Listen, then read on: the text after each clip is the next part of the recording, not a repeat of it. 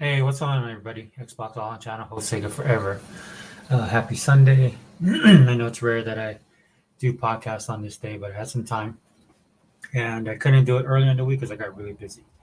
Which is interesting because I was hoping to get some gaming in, especially with the guys, but yeah, physical therapy needed to be done, and one thing led to another. I got to play some games though. Um, Actually, did a lot of stuff with my kids, even though I don't have them this week. It's Christmas, so there was a lot of stuff going on, um, which was surprising because I didn't think. It's just like when I do this podcast, or when I start this podcast, or when I start setting it up. I don't realize how noisy my neighborhood is because you just kind of tune it out. But as soon as I start get everything prepared, then I realize that hey, this is why I normally start my videos off by apologizing because of the noise in the background. I'm not sure if everybody hears it or not, but you know what I mean? It's just something that I know that can irritate people. But I try my best on this channel. That's all I can do. Um, so, like always, man, we'll kick it off. Hey, what's up, Tool Man? Tool Man's already in the house.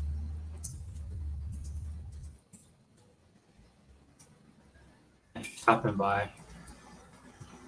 I wanted to do one on Friday. I actually wanted to do a Rick and Crew podcast on Friday and invite everybody Friday night. But what ended up happening is I got off of work later than I thought, and then by the time I got home, I'm not gonna lie, because I was tired. I work at a Christmas um, party, and so we actually went to this place that's on the other side of the island from where I live, and the food was really good. Man. Hold on, somebody's alarm's going off. Yeah, that's what it's like to live on homestay, Hawaiian homestay. It's always like this. Um, so I ended up having a Christmas party on the other side of the island, and I had to drive back into town. By the time I got home, I was tired.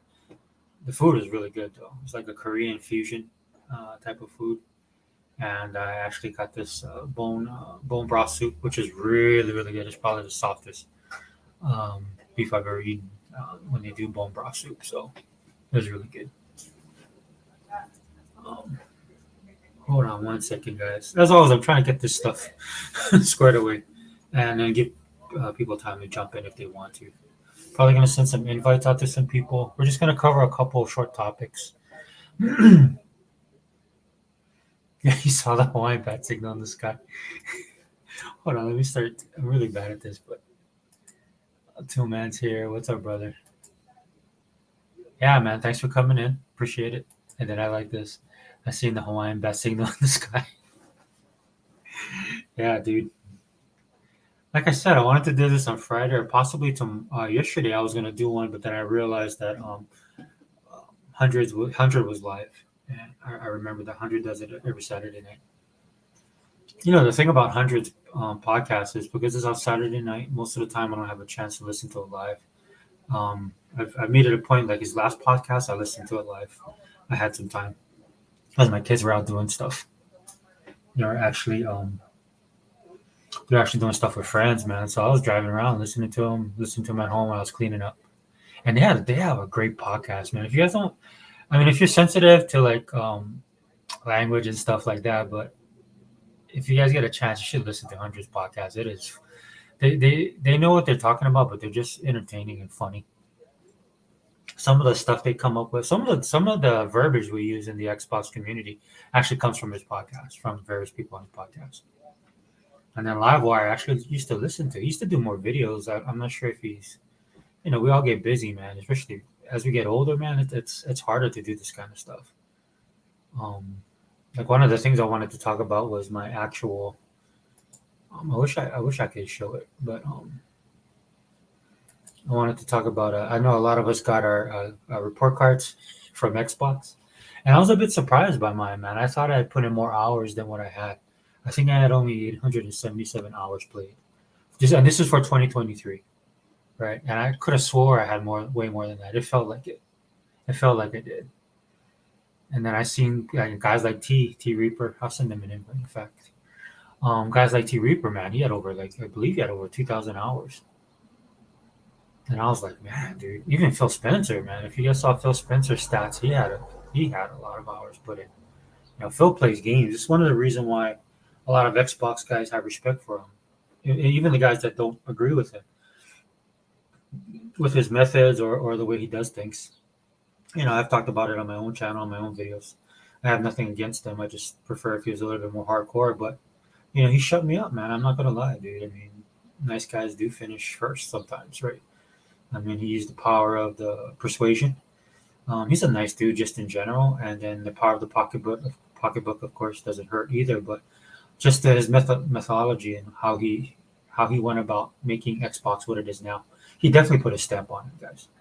Like I say 100 times on my channel, if it was me, I would have went scorched earth, try to take Sony out and the competition out. But he definitely pays attention, man. He's cognizant and he loves gaming. And for all the qualms people might have about him, which is minor, I'll speak for myself. My issues I have with Phil Spencer are very minor. I mean, comparatively to what he does, there is no better person right now in the industry that's running a company on this level. And I know he's under Microsoft and stuff, but I'm saying just as the Xbox brand, he's totally untouchable. And the people he's brought in, amazing track record. Guys like Matt Booty, who got finally got his due just because of what everything that was going on with AKB.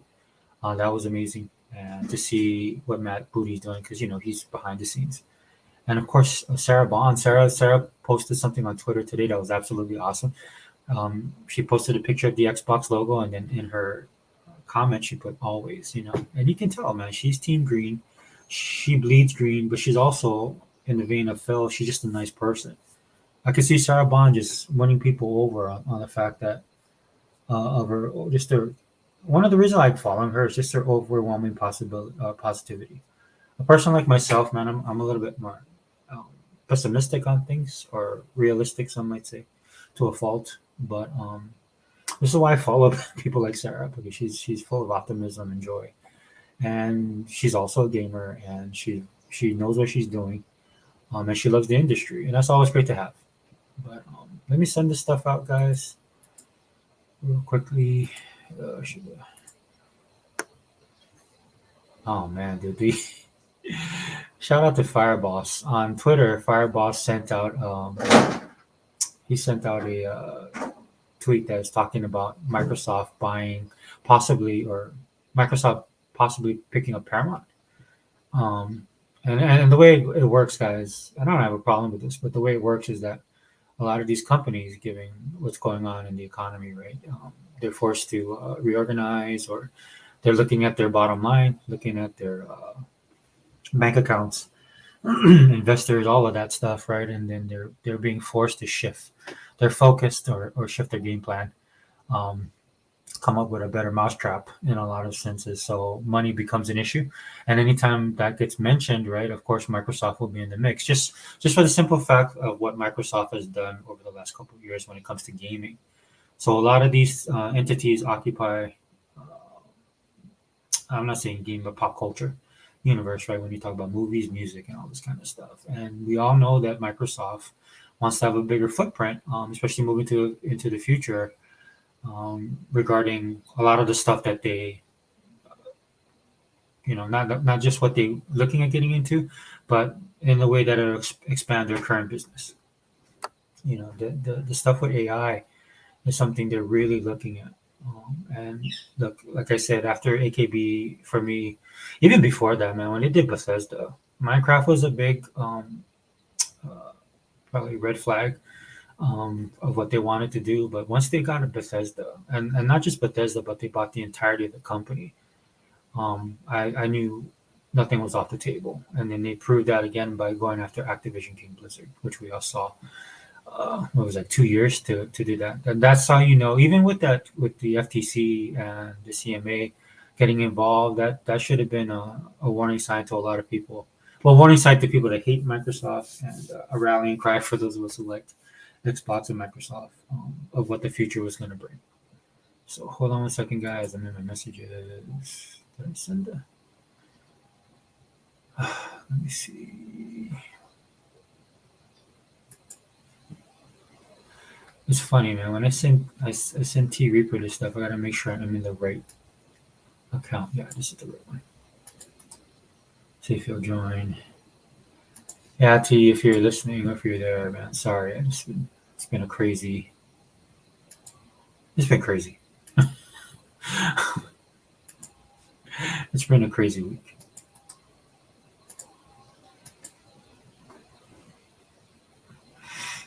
I'm not sure about T's schedule, but yeah, we're supposed to game me, Gogol, him, Gogol, and then like I said in the other podcast, guys, I kind of want to move beyond. We have some topics to talk about, some really interesting stuff, but moving forward, I would prefer to just start playing with people. There's a lot of great games out there, especially on Game Pass. A lot of multiplayer stuff. Um, but my biggest enemy, man, and I know a lot of you guys are in the same boat as I am, is just someone to Hebot in case he has time. But one of the biggest enemies I have right now when it comes to gaming is just time. When I was younger, man, and broke, man, it was money. This is why you develop friendships with a lot of different people. Because you have to share games or share consoles, dude. That's why you go over your friend's house and play video games all the time. Because you have to find ways to support your hobby. Some might have said it was an addiction, especially for me back then. I was really into gaming, hardcore. Yeah, I kind of want to send one to. Yeah, but speaking of Hebot, if you guys didn't see his video, he did a video talking about E3. A very passionate video, really great video, man. He made some really excellent points. And I feel his pain, man. We'll talk about it on this podcast. Um, but I definitely feel his pain, man. I mean, not having an E3. If you guys didn't know, E3 made it official that they would not be coming back, and not just this year because we went through COVID and all this kind of stuff for the last couple of years. So with events and stuff like that, it's always been a wasn't sure kind of deal. But they made it official. The actual people who run E3 made it official that E3 is over. So it's not just not coming back in 2024. They're not coming back at all. And for me, like the writing was on the wall a couple years ago, and this is even pre-COVID, right? As Hebot talked about in his podcast, man, when places like when Nintendo dropped, and then you've seen Sony drop, and over the years, man, we've seen their influence in gaming wane quite a bit. And what I mean by that is as far as pushing the industry forward. There's only one company that does that, guys, and it's been like that for like over the last, I would say, 6 years that pushes the industry forward, and that is Microsoft. And yes, I use Microsoft. People say Xbox. You should say Xbox. No, Microsoft, because they have the bank. As Hebot talked about it, right? That's why he was so upset because he was talking about Nintendo and Sony being broke because they don't have that type of money anymore. Gaming has grown exponentially, guys. If you guys were around when I first started gaming, it was very small. And it was very niche. And in some instances, I still think it is. Right? When a lot of you guys got your report cards from Microsoft, like I said, I thought it was okay, but I was a little bit offended with myself. I'm not gonna lie. I was a little bit disappointed. I was like, dude, I thought I put in more time. I mean, here I am talking about this stuff. I'm passionate about certain principles, especially when it comes to gaming, fighting the console war and fighting the good fight. And here I am with 877 hours. I'm like, that's got to change. Right. But I did like my graph that it had. I think it had a good idea of the way that I game. The way that I game now is very different from when I did when I was younger, and that kind of ties into E3 not being around anymore because back in the day I used to play a lot of sports games, fighting games, and platformers was my addiction, man. This is why I'm a huge Sega fan because I love Sonic, especially when he came out at that time. It was like something that was fresh, it was new, it just seemed so cutting edge, right? Blast processor, all that kind of stuff. But I mean, just the way the gameplay was, man, nobody else was doing that kind of stuff, And of course, play Mario, right? A lot of the other platforms that Mario established and that came after him to this day is still influenced. I was playing something, what's it called? Xbox. If you guys didn't know, you really got, and that's one of the things I wish Xbox would get better at, is with their promoting stuff. but they have the ID at Winterfest, and I know about it because I keep up with them. But I think that the average person trying to see something like that, I don't know if they would necessarily see that. Um, but I was actually watching it on YouTube, and then a couple of games interested me, so I played one yesterday. That was really it reminded me of Burger Time from back in the day, and then it had a little bit of like Mario Brothers cooked in there and stuff like that. It was just an amalgamation of different games, which I thought was interesting. Donkey Kong, and so I was playing it, and I was like, wow, this game is pretty cool. It's pretty fun. It's a little bit challenging actually. Um, because a lot of those platformers and games like that are built on you get used to the patterns and stuff. But one thing I noticed, and Cuphead was a great example of this. This is why I like Cuphead so much. Is when you play games as much as I have, you automatically go to the patterns of how the game is operating, right? And so once you figure out the pattern, that's what usually, and I usually pick up on that stuff real fast. Like Cuphead did a really great job, and I don't know how they did this, but they were able to make the game the patterns vary, and some of it would vary like quite a bit. Others would be slightly. This is why people died a lot and had a lot of problems with it.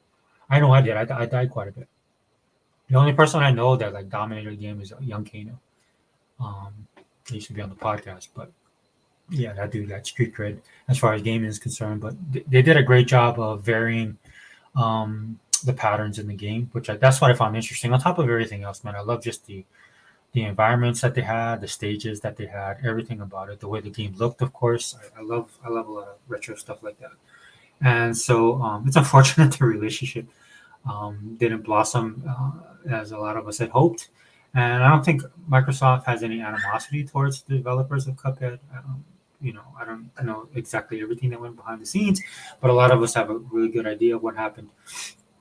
And par for the course, especially back then. And this is why you have the Microsoft you have now with the way that they conduct business with studios and how they pay people. And it's definitely one of these things that you learn. Like for me personally, I moved back to Hawaii and I have a lot of family. So one of the things I learned is sometimes it's not good to do business with family, or if you do business with family, it'd be a good idea to get a contract, right? Because it's just family, right? You don't, and it's not that I'm saying it's a bad thing, but you won't necessarily hold your family to the same standards you hold somebody um, that you actually have a contract with, or somebody you don't know. And so that's the kind of thing that I think happened to Microsoft that made Phil, like I said, he's a really good guy, but I think that changed him in a sense because they were getting taken advantage of from a lot of these people. And the hate that they get in the media, the hate that they get in the gaming community, which is all unwarranted. Like it's always good to be cautious of a big corporation and stuff like that. But when that corporation is doing well, you should salute them when they do that. And that's why I have no qualms about being like a pro Xbox channel, or giving them credit when credit is due. Because for all the negative stuff that they have, which is very little, um, the good far outweighs the bad. And in a person like myself who is bought into the ecosystem and plays their games and that bleeds green, the negative kind of does help me just for the simple fact that I don't have to call them on and everything, because everybody's trying to call them on every single thing that they do, right? And the bad thing about that is when they start doing that, you see what happened with factions, right? Factions came in, and now they're supposed to have a game, some multiplayer thing for The Last of Us, and now it's not going to happen. Which, I mean, when they talked about it last time officially on there, I know people share the clips. I don't watch PlayStation stuff, um, but when they had the guy on there talking about it and it being delayed, and then you could just tell at that point in time, that's not their strong suit. For all the hate that they get Microsoft for the games that we have, the fact that they're not able to recognize within their own system, within their own ecosystem, the issues that their company has and that their developers have with making online multiplayer games. Right, this is how you know when it's blind fanboyism. Right, I can tell you, right, a lot of the guys that I hang on in the Xbox community, they know the foibles of what Microsoft struggles with and what they don't. Right, and that's why I don't mind when people attack Microsoft on the level of money. Right, like it's Microsoft just throws money. I was like, yeah, yeah, that's their equalizer. Right? When you have the entire industry, including the media, the gaming media, against you, and then they get hold to a higher standard. And this I don't have a problem with, right? Because of their Microsoft, not just Xbox, right? So you have that's why a lot of times when a lot of these moves that Microsoft or Xbox makes, um, Phil doesn't come to us directly. Like it'll be leaked or something happen online, but the first place you see Phil at is like on MSNBC or Fox News or Fox Business News, or all of these other channels, right? Because Microsoft is a mover and a shaker in the industry, both the tech field, which in turn affects the financial, and that's why you see him on. That's why you see a lot of Xbox guys share clips from the major news outlets, man, because they do a AKB deal, and that goes across all spectrums. Right? It's a big thing, is what I'm trying to say. Hey, what's up, T? Hey, what up? Ah, man, just crazy. I wanted to do this podcast because I didn't get a chance to talk about E3. I was gonna try and do it earlier, man, but I was just too busy. So, what's up? What you doing, man? Nothing. You caught me in the middle of getting my pizza, so I legitly had to rush up the street with my pizza and wings. So I was in the middle of making an order when you sent me the invite. So that's why it took me forever to get here. So, but I'm home now. So okay. Oh, I, I thought you would have got a DoorDash or something. Uber. no, I got myself some dinner. So I got a whole bunch of money for my birthday. That was on Friday. So Oh, dude, my bad. Happy birthday, dude. I gotta send you something. yeah, Yeah, I yeah. uh I was thinking of getting myself Baldur's Gate 3 as my present, Oh, nice, dude. and I already bought my buddy Call of Duty, so I got him a $75 game for as a way to give back to Jesus Christ on Christmas, you know. So Oh, nice, nice. Is that Slayer? No, Slayer already has the game. Oh, probably nobody I know. no, it's one of my high school buddies. Oh, nice, dude. So Yeah, I'm waiting to play with him, and he says we'll play later today. He's not home right now, so I was like, all right, fine. yeah. I'm kind of in the same boat, man. I'm not that I forgot that it was Christmas, but I was like, running my kids around because they had to pick up gifts for their friends, and they were like, "Oh, Dad, can you take us?" I was like, "Oh, but what about you?" And their mom was working, and so some of their like for my daughter, her friends are back from college. My daughter stayed here; she didn't go to the states, so she's going to college here. And then her friends actually, a couple of them went to the mainland. They all came back and they were hanging out. So I was the taxi driver, pretty much. Nice. Yeah. But yeah, dude, I got to play that game, the finals. I know we talked about that last time. It's pretty cool, man. But you need people to play with you on that game. You need a Yeah, team. you do. You can't Yeah. play it solo. Because I mean, I was just falling into games, and I didn't realize the classes were so impactful until I started playing. Um, Yep.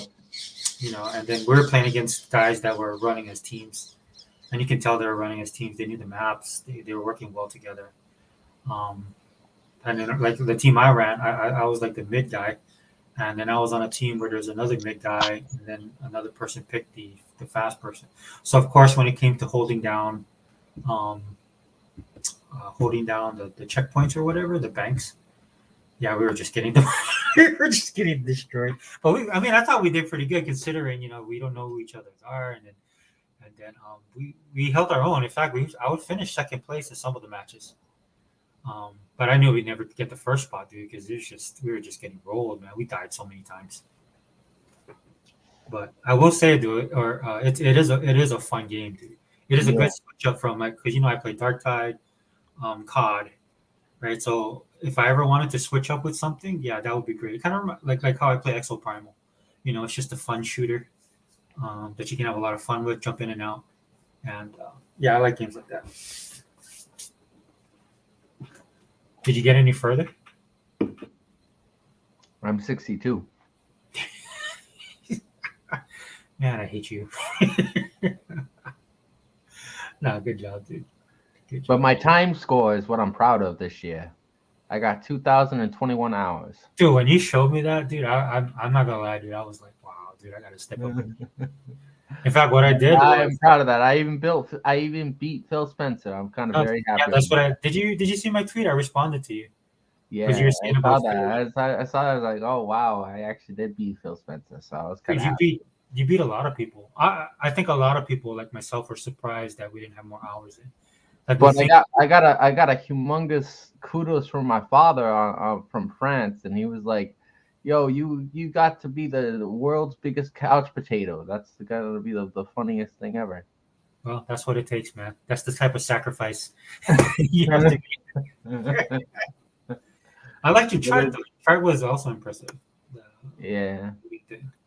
and then yeah, like I said, I still got 120 left in my pocket, so I was like, I was gonna go get Baldur's Gate 3 for myself. Oh, nice. Yeah, I mean, do you play games like that though? Do you like those types of I games? like RPGs. RPGs are fun. Because those are turn. That one's a turn based though. Yeah, Oh, it is. I think so, man. I would look at that. I don't think it's an action. I think it's action in the sense, but I think it's there's some turn based in it. I could be wrong. Um, but if I'm not mistaken, it is. That's why I was surprised it was so popular. Well, it definitely is popular. That's what Phil was just saying on Twitter. Oh yeah, yeah. And that's what kind of shocked me about it. Being this is why I mean, not to look. I'm not trying to belittle Baldur's Gate because I like Baldur's Gate, right?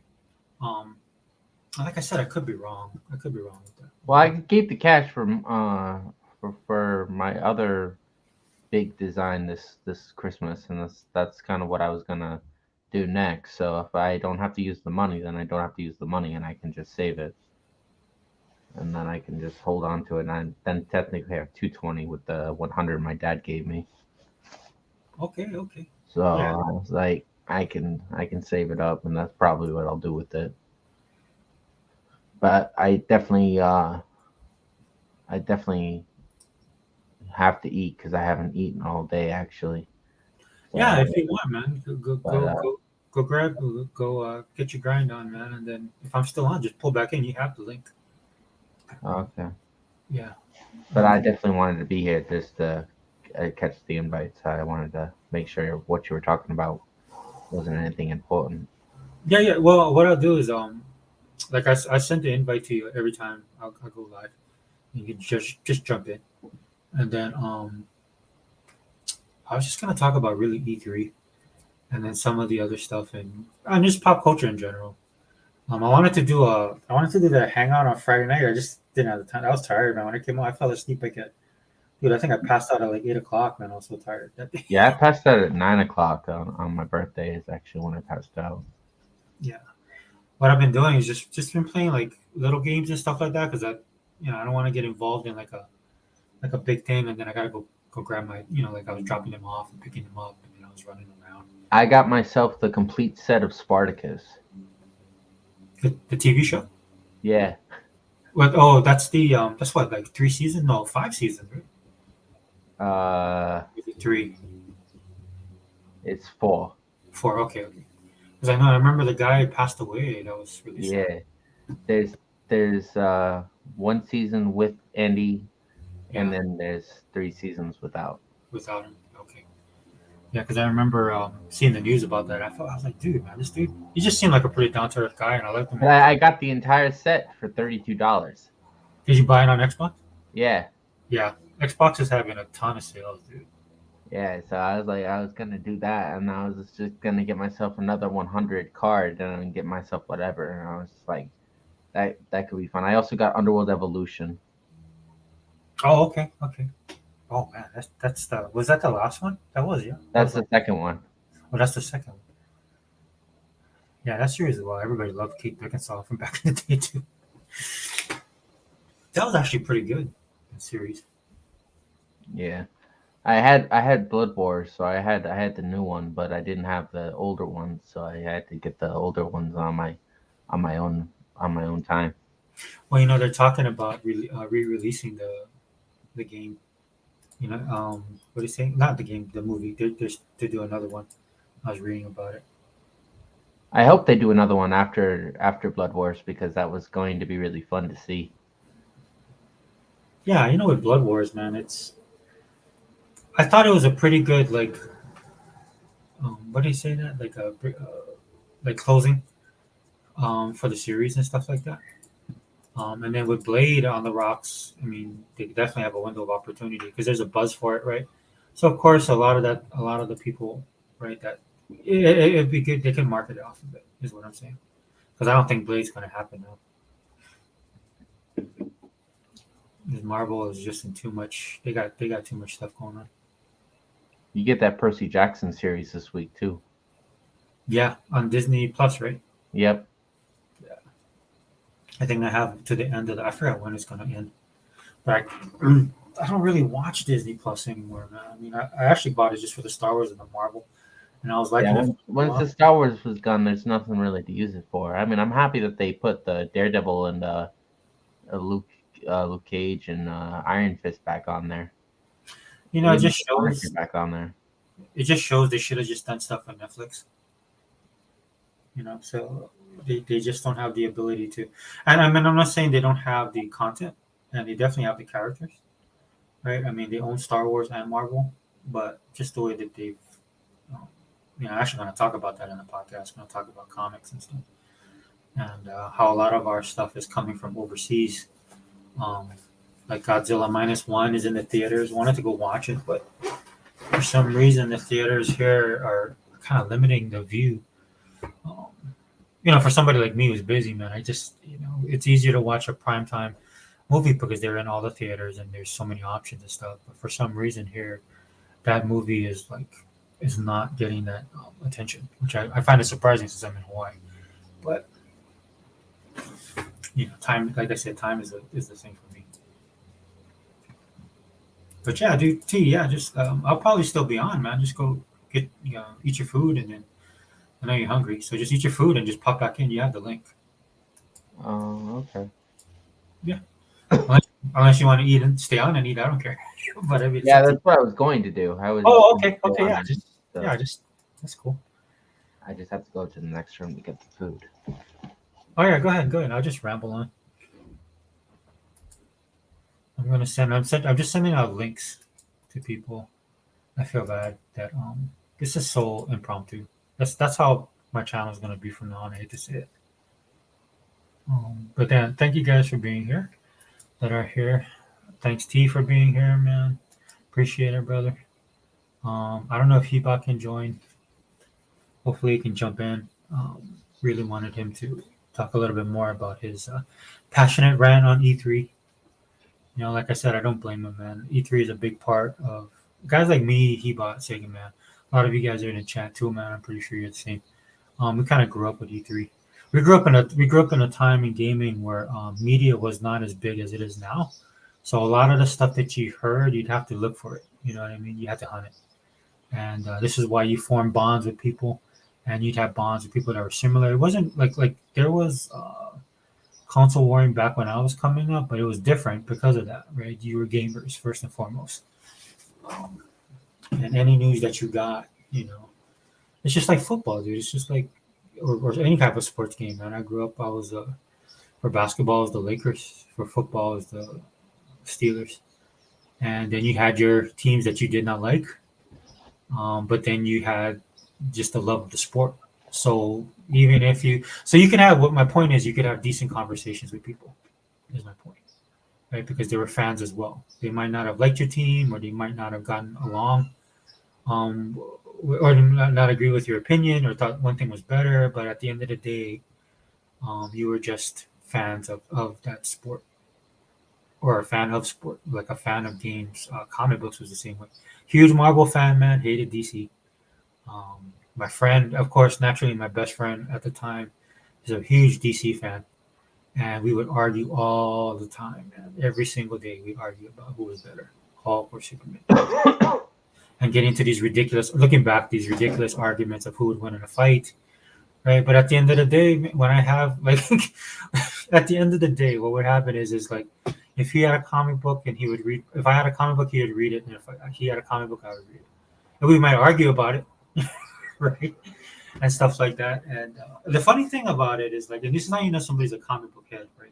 Is people would argue, people would know certain things about comic books, like how the artists or the writers would work for one company or the other, because at the end of the day, it was a business. Of course, being younger, right? Then you notice the things, right? Like Kirby's a good example, right?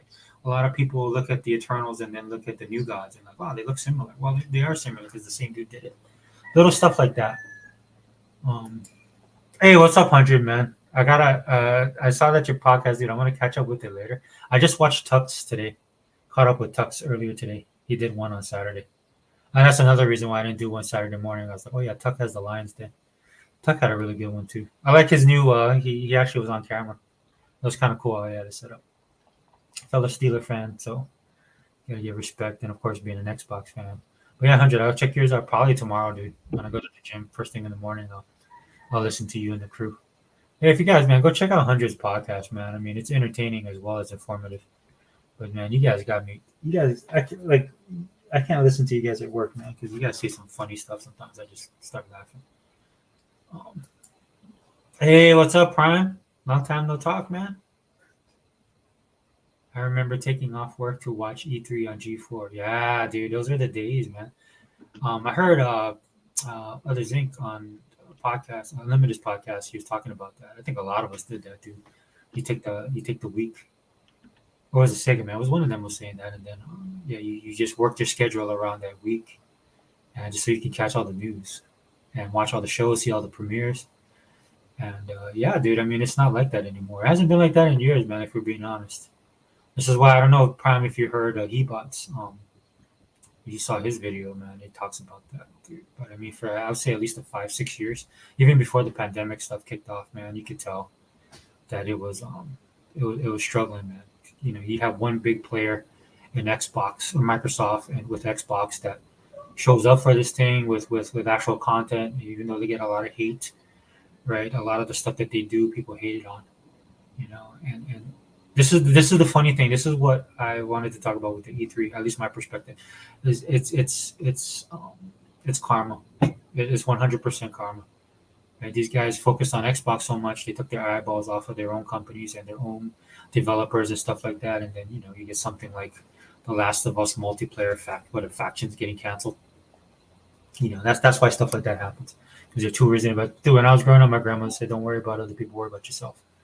And that was sage advice that has served me well through the entirety of my life, man. She told me that when I was like 13, 12, 13.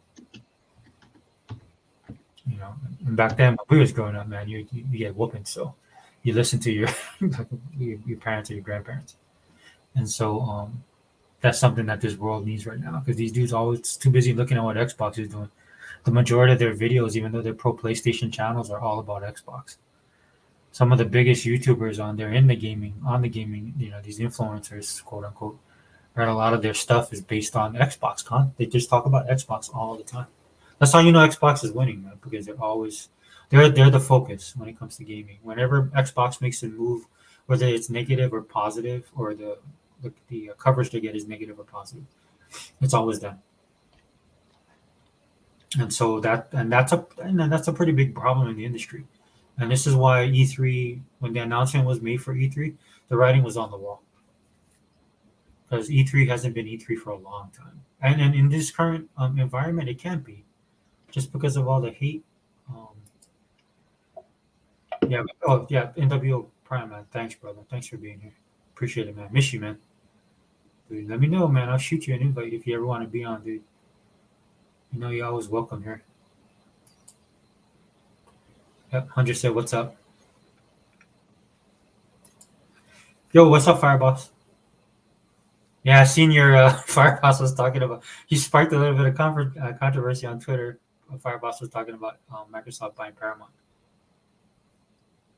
Yeah, dude. Like I said, man, nothing's off the table to me.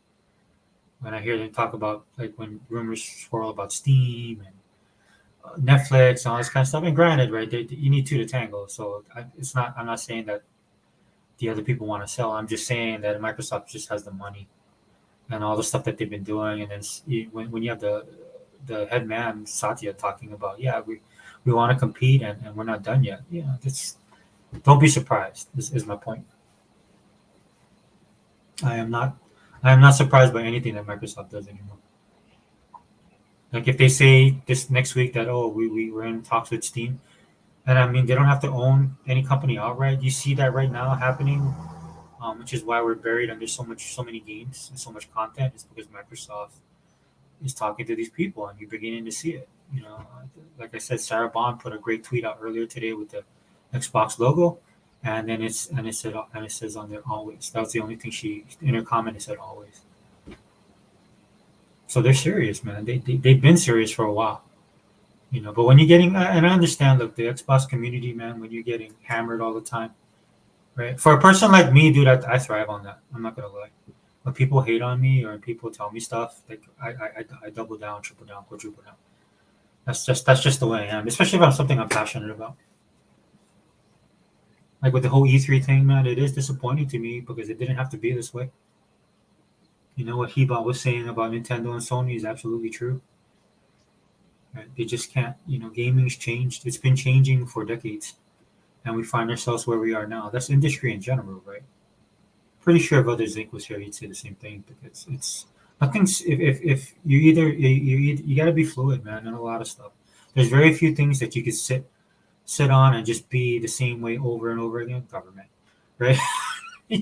is definitely one. But there's only a few institutions that can do that, and for various reasons. But a lot of you don't want to be involved in that kind of stuff, man. They sit stagnant for a particular reason, and some of it is necessary. But as you guys, when gaming is not a kid's thing, man, it's never really been for the longest time. It's one of the things about being a gamer that you get hurled at you all the time, right? Is that it's for kids, you know, grow up, stop playing these games. At least when I was coming up, you know, and now it's a multi-billion-dollar industry. You know, it's moved beyond. It's big business now, and there's positive and negatives. One of the negatives is you have something like E3 that happens, right? Because there are definitely big fish and little fish, and for all the hubris that the fanboys out there on social media like to prop up their company, right? The reality is there is only one big fish, right? And it's Microsoft. And again, like I said, people say, well, you should say Xbox. No, it's Microsoft, dude. They write the checks. Money talks, dude. That's just the reality of it. You know, the only positive about that is that at least Microsoft, if you look at what they do, right, they're not running roughshod all over the industry like they could. They could become that evil villain if they wanted to. They could be the evil empire. And you see that with, like, if you want an example, look no further than Disney. Trying to force down their ideology down people's throats at the sake of of what they're meant to do is entertain people. And this is why, and we'll talk about this too, this is why people are moving on from Western media in general, right? Because they don't make any good content. All the good content is being made overseas, unfortunately. Well, fortunately, unfortunately, because you get a different perspective, you get to see what they, you know, it's like if you like the other day, man, I went to, like I said, I had a Christmas party. We went to this Korean restaurant, but they're like a fusion restaurant, right? So they have like traditional Korean food, but they kind of infuse different things into it. A lot of it is for business, right? And you got to try something new to draw people in and stuff like that. But they take some classic stuff and they make it into something that's fused, like a fusion of different things, and it's actually good. And that's what you're getting from overseas, because they're not limited by a minority of people who are invested in this stuff. Not really invested, but they participate in it and they make it miserable for the rest of us. You know, when I play a video game, I want to play a video game. Like Heba was saying perfectly, dude. And Unlimited says this all the time, dude. I don't want to be preached to. Dude, I go to church. I get enough preaching. I get my stuff from where I go, right? And then when I come into gaming, and that's the problem with pop culture in general, man. It's like as soon as you hear somebody says, "I want to see myself in that character," just walk away. Just walk away, dude.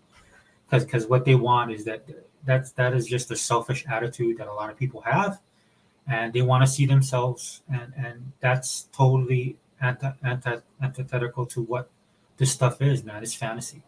It's to lose yourself in the worlds that are being built. Like 100, man. 100, like 100 loves Halo probably more than I do.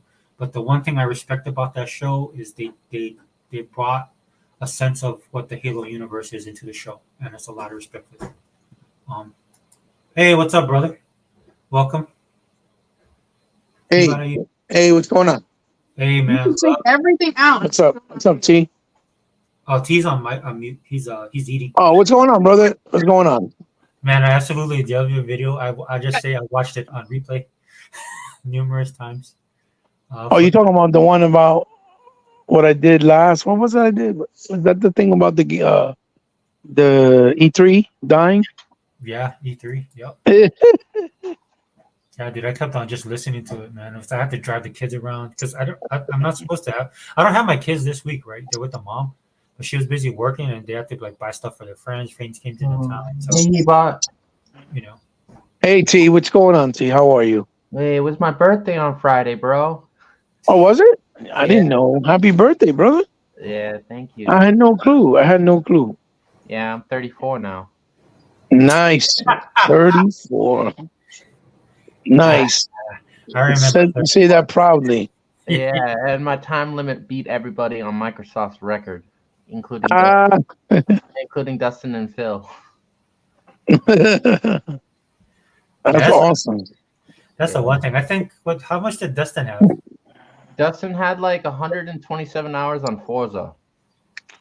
Really? Oh, Yeah. Not bad. I still got a touch for it. I haven't really got to touch it yet. Yeah, dude. We got. I see that you. Thank you, by the way, Hebot. I got the. I want to send you something. I want to send you something. Probably. There's a story behind that. That's why I needed to send it to you. Oh, what's There's up? a story. Well, that was an unreleased Sega arcade game that they never released in the arcade, Ah. and it finally got released in home consoles, right? Mm-hmm. But it was on Nintendo and PlayStation for like 3 years, and never came to Xbox until now. You know, thanks to in publishers. But I'm just glad that they brought it, and I finally got to play it on Xbox because I didn't want to play it, and I didn't buy it. I refused to on the other two platforms. I was like, fuck that. And thankfully they brought it over. I mean, they had the privilege of getting a physical one through limited run, but we all know how limited run is too. They only like doing certain things for certain companies because they still haven't done a lot for Xbox, even though they say, oh yeah, we're gonna do more Xbox stuff. Yeah, okay, the corny shit. They'll bring out like the stupid corny game, but won't won't bring out like the real good stuff that people are actually anticipating or wanting in physical format. You know what I mean? Yeah, that's why it was good with the AKB deal when they started exposing the contracts that PlayStation has. Not this game specifically, but just those games in general. So now people know. Right. Yeah. There's a lot of small games like Shenmue 3 is always going to be stuck there on PlayStation because he didn't make enough money to bring it over, even though he said he would. You know, like Yu Suzuki, for example. Hidden Dragon and things like the Fist of the North Star that Sega also published, right? Oh yeah, that's right. Which is sucks because we got the ones on 360, but this is the sequel. It's only on PlayStation 4, right? Mm-hmm. That you could also play on your PS5, right? So, it sucks, man. It sucks, but it's unfortunately it's a reality that a lot of these guys, like that game Adrift, it was excellent, but the guy was going to bring it to Xbox, but he had to close down as soon as the game came out because it didn't sell on PlayStation. So he made no money, no revenue. And he was unable to bring it to the Xbox console, and he had to put out an apology for it. But again, if you're choosing a console platform based on strictly on the fact that, it sells, it has more consoles out there, that's not going to guarantee that your game is going to sell better because there's more consoles. Because we all know that's not true. That's not how that works, right? It used to work that way back in the day during the Saturn, Genesis, Super Nintendo, Master System, and maybe even the beginning of OG and then maybe after that a little bit in the 360 era, maybe a little bit, but it doesn't work like that no more. You know what I mean? Because we have so much options now that's not the way it goes anymore. You know what I'm trying to say? Well, I guess the thing that I like about it is that the way Yeah. Go ahead. what's getting exposed right now is that how people used to hate on Phil because they said, well, he's just trying to. Oh, remember when he said that? Like he had said, unfortunately, single player games just don't make enough revenue. Remember? Well, because Xbox was getting hate for years, right, about the single Hmm. player. So, but when you look at the numbers, it's like, dude, this doesn't make any sense. And Yeah, so, because they took it like he was throwing shade, like they're garbage or they're not needed. That's not what he said at all. well, He he was just said that we had to figure out a way to distribute them a little bit better and different because they're not reaching the mass audience that they should. well, That's basically what he was saying. because Huh? people don't play games, dude. I've come to the realization. Oh yeah. Oh yeah. That's another problem. Yeah. Yeah. Gamers.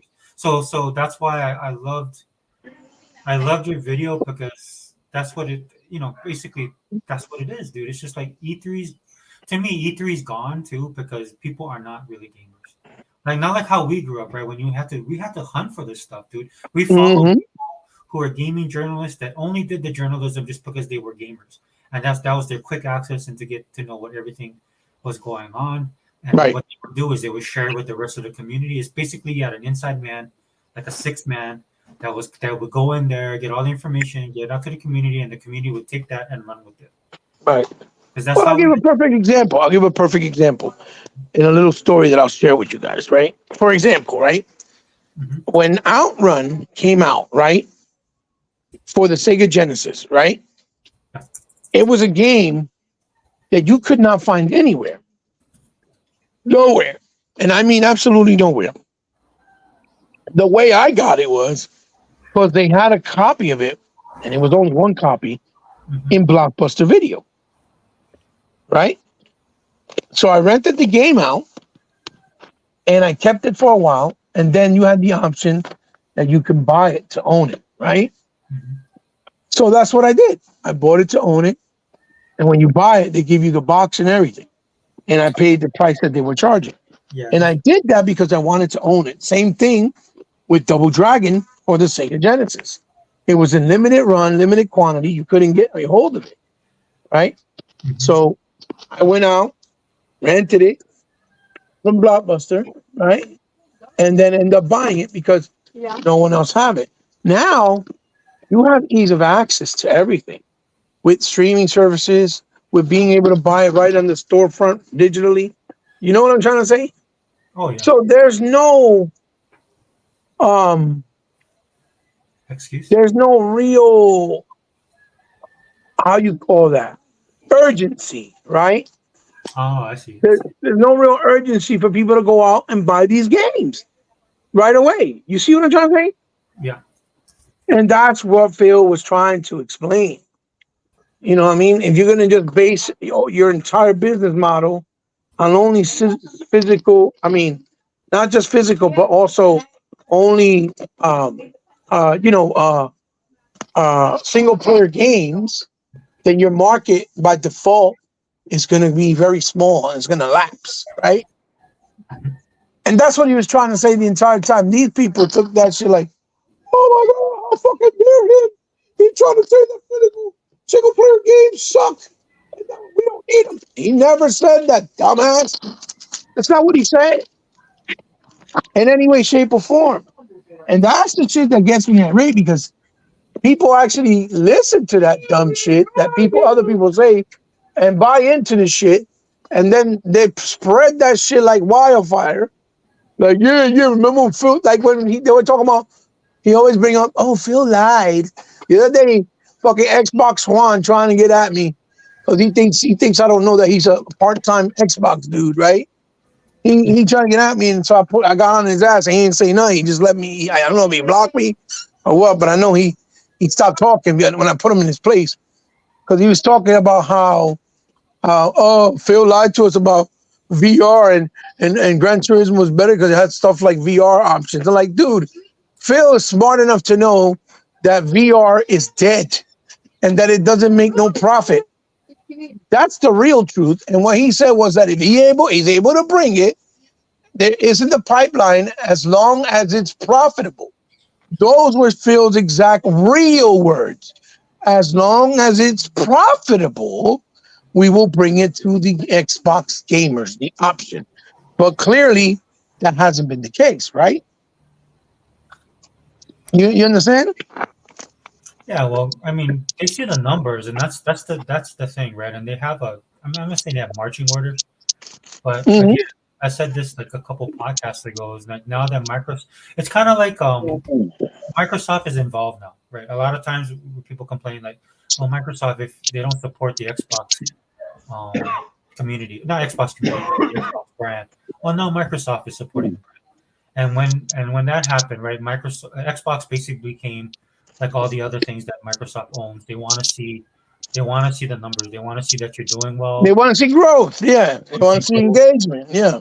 Yeah, so it changes that dynamic that they once had. I mean, when you have that freedom, that comes with risks and rewards. But then now that you have the support, that also comes with risk and rewards.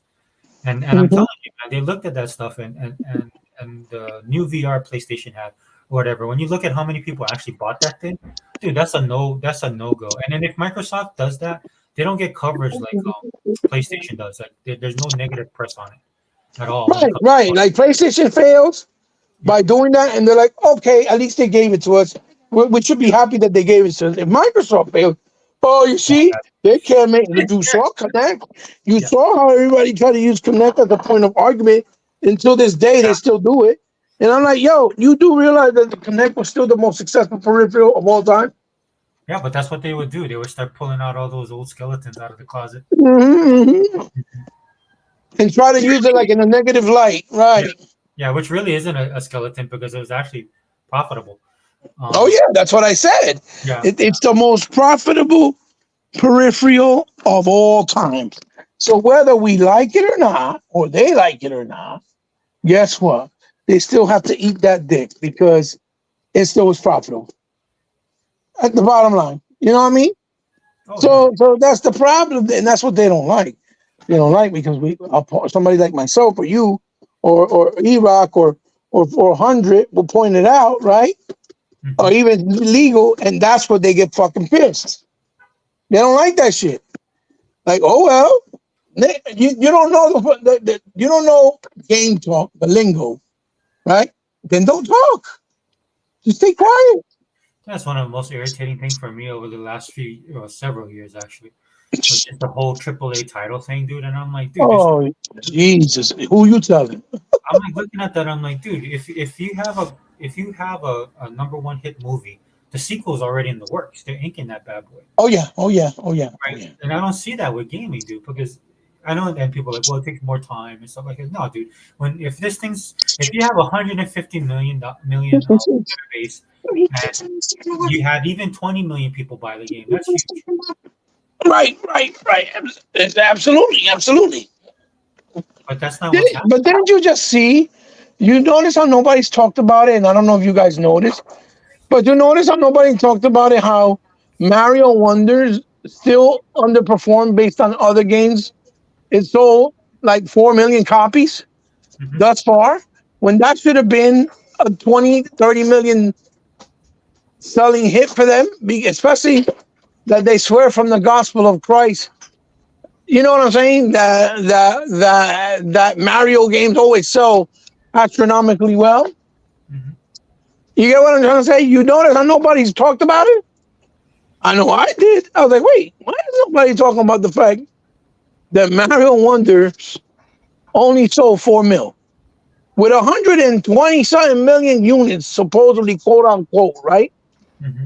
That's not even a percent of their fucking install base. No, that's Does Nintendo make money? Absolutely, they do, because that game don't cost 200 or 100 or 50 million dollars to make. Mario probably cost them 20 million dollars to make because it's an old game and it's not really pushing in any type of advanced technology. You see what I'm trying to say? well, and And of course they make profit. Just like when they sold, brought out Kirby. If Kirby sold, let's say, hold on, let's say if Kirby sold, let's just say Kirby sold hypothetically 5 million units. It's still underperformed because there's a console base of 120 million plus consoles that they supposedly sold, right or wrong? You understand? Mhm.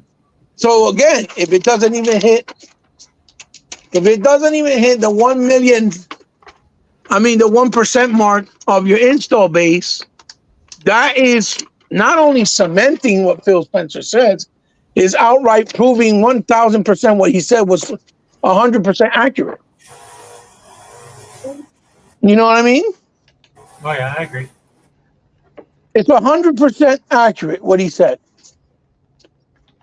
and that's where the point of conversation gets lost, and then they get mad because you're like, you're just hating, you're just a hater. You know what I'm trying to say? Like, it's almost comical to this point, and rightfully so, because they keep doing the same stupidity and exposing themselves by their behavior, their comments. Like Reforged Games when he said, Baldur's Gate, it's not going to sell. It's not going to sell because they shadow dropped it. No, dummy. It's going to sell because it was shadow dropped. Because the excitement is going to be like, oh, shit, Baldur's Gate's on there. We didn't even know it's coming today. And what happened with Baldur's Gate? It's on the #1 chart on Xbox. And now they're mad about that. Why are you mad? I said, and you guys know I've said this a long time, every game should be shadow dropped. Because Hi-Fi Rush and now Baldur's Gate is proving that that's the only way you can guarantee success with games without the media tainting the shit and changing people's minds. Well, I can tell you this much: Xbox has so much stuff coming out that's probably going to be the norm. Because Right. I was trying to, they had the winter ID at Xbox Winter Fest, and so I saw the video and I watched it. But when I go on my Xbox, man, there's nothing on my main page to indicate. So I had to kind of hunt the games. Luckily, I just remembered what games they showcased, and so I Right. just hunt the games directly. Right. That's the real that's the real issues that Microsoft has that they're gonna deal with, right? It's like having so much content and how to manage that content, how to get it out to the people so that nobody gets missed. Right. It's gonna be Right. real- That's actually the real issue now. Yeah. How do we get all these games out without hurting other games that developers spend so much time making, and without pissing off the audience because we're bringing out way too much, way too fast? That's actually a real issue. Well, like I deal with it every day, and I'm sure I'm not the only one, right? It's just like me and T were supposed to play this week, right? But I was busy, and when how we got our the Xbox report cards.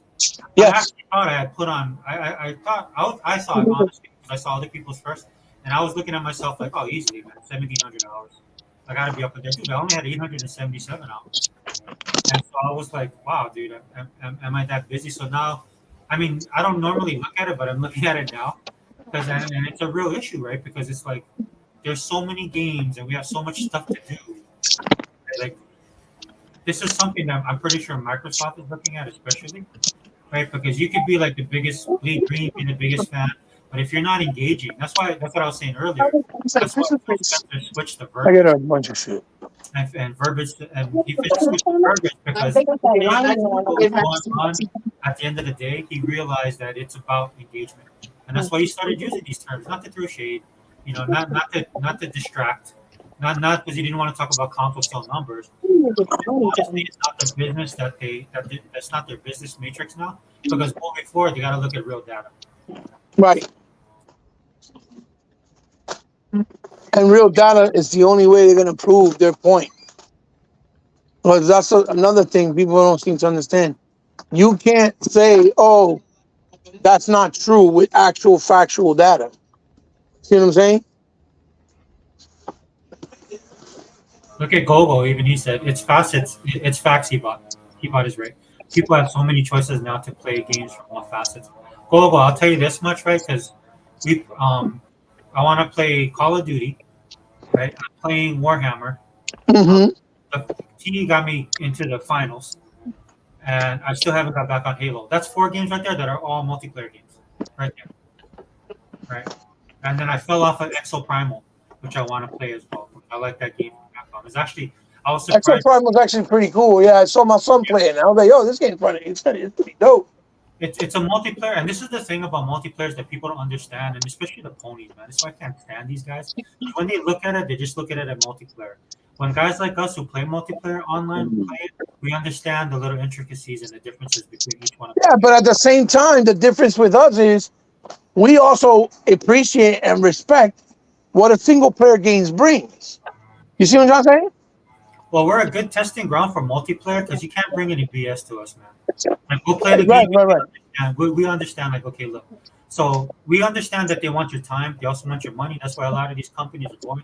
This is why Sony did what they did by dropping the gas games. But they get free passes all the time. It was kind of surprising to see people push back on it a little bit. In Right. fact, own employees that work at the developers at their own companies push back on them because that's not what they like to do. Now, reality is kicking them in the ass because it doesn't matter what you want. It's what's paying the bills. It's what's making the money. Look, dude, I don't like Fortnite. I mean, I played Fortnite when it first. A lot of people know this about Fortnite. It is an idea at Xbox, and the reason I played it was I like the sim element of it. Right, you would go out into the world, beat zombies, collect stuff, and you come back and you build your base. Then they introduced multiplayer later on, which that's what sent it to the. But I don't like playing that multiplayer, man. I don't like building stuff while I'm trying to take you out. You know, I was playing one day and this dude like. Well, especially for guys like us too, because unfortunately, the reality is we don't have the same reactionary, speed, or our reflex are not as good anymore due to our age, right? So Well, I'll be- something like Fortnite just becomes annoying and a nuisance. Well, I'll be honest with you, man. It felt gimmicky to me, right? And that's what I'm talking to get to the point of I multiplayer. can see that. I can see that. If you try and do certain things, like some people will gravitate to, some people won't. But there's such a variety within the Xbox ecosystem that you'll find somebody that likes your game. And this is what these developers are beginning to understand. And yes, they are beginning to understand that in Japan. Because in Japan, right, it's very competitive. So maybe you can jump onto Capcom. You cannot go work for Square Enix. But you know what you can do? You can release your game anyway. Because we're seeing a lot of those indie games now from Asia coming over. Not just Japan, man. So Japan better get on the ball, man, because Southeast Asia is going to pass them. Right? You're going to get like content from Southeast Asia that's going to supplant them. And Japan's just trying to come on as well because they've. This is the thing about Japan. This is why I don't really hate on their thing because their business model, but their business model also will suffer the same things that any other business model will suffer if you're not fluid and if you don't have variety, and it's that drives the industry to me. Yeah, but yeah, I agree with you, Bobo. It's right there. We have way more options. And like I'm saying, that's one of that could be an Achilles heel for me. That's to me, that's the real issues, right? That we deal with. Not all this console war BS that people like to talk about, frames per second and all this other stupid stuff. That's argument from the early 2000s. That we're beyond that already, right? This is the real stuff that you got to deal with. Microsoft is our real issue is what we just brought up. Are we going to be patient enough to be able to understand Xbox has to keep feeding the service, but making it difficult for us to be able to enjoy all the games? Because we don't have that type of time. A lot of people don't. You got families, you got work. No, yeah, it's like look at what Google wrote right here, right? He said, wow, didn't know it slowed that low. Yeah, it does, and that's the problem. Right, and I'm not saying like Hebot is absolute. Look, I'm not disagreeing with Hebot. I think you're 100% right. That's the Nintendo way. That is actually the Sony way, right? That to them that's a successful launch. Well, in reality, right? I mean, if you want to occupy a certain space, this is why it works for Nintendo, right? They have a certain space in this market that they occupy. Right? This is why I don't get into other Nintendo guys because they understand this stuff. I think we lost Hebot. He'll be back. That's the way I look at it. Now, if you're Sony wants to be the best of that market. Sony wants to be that they want to lead, right? But they're not going to be able to lead if they're stuck in the 90s. I say that all the time, and that's just because it's the truth. But yeah, that's the reality of it, right? This is why I don't listen to these guys and not the Nintendo guys, but this is what the Sony guys say. Where's Microsoft's AAA bangers? The media says it. Even the Ponybots, the Xbox guys say it. And that's why we call them Ponybots, right? Dude, this stuff doesn't push the industry forward, dude. It won't cover your bottom line. Now it's fortunate that Microsoft or Xbox is owned by Microsoft and that Microsoft is now supporting them financially, with the goal of them actually dominating, right, which I'm all for. Hold on, guys. I got I apologize, guys. I don't know. These yards dude decided to come today to cut my grass. Normally they come on Saturday, but maybe they were busy because it is the holidays. So bear with the noise. And this is Can you what, send a link to Unlimited? yeah, I'm trying to pull him up on Twitter right now. Go ahead, T. You want to say something? You can. I'll do this now. No, I think basically we as gamers got to be thankful for what we have and be, aware that it could be worse than it is now. Well, I think as the gamers are, it's the other people that aren't, right? Or the people that are just like, as they say, grifting on gaming, right? Just to get their views and their clicks to matter, right? Because that's all they have. If you look at a lot of these channels, man, that talk about this stuff, they are not gamers at all. The fact that they make so many videos every day, I struggle to do this, man. This is why I like the live portion. Like you guys can come in and then cover for me too, because I only have a little bit to say. But then when everybody comes in and starts talking, that's why I like this format, because everybody can share their opinion, right? But other than that, dude, be honest with me, man. Would you think I would rather be doing this or me and you playing the finals, or me playing Warhammer, right? Right. Probably whatever makes you happiest, bro.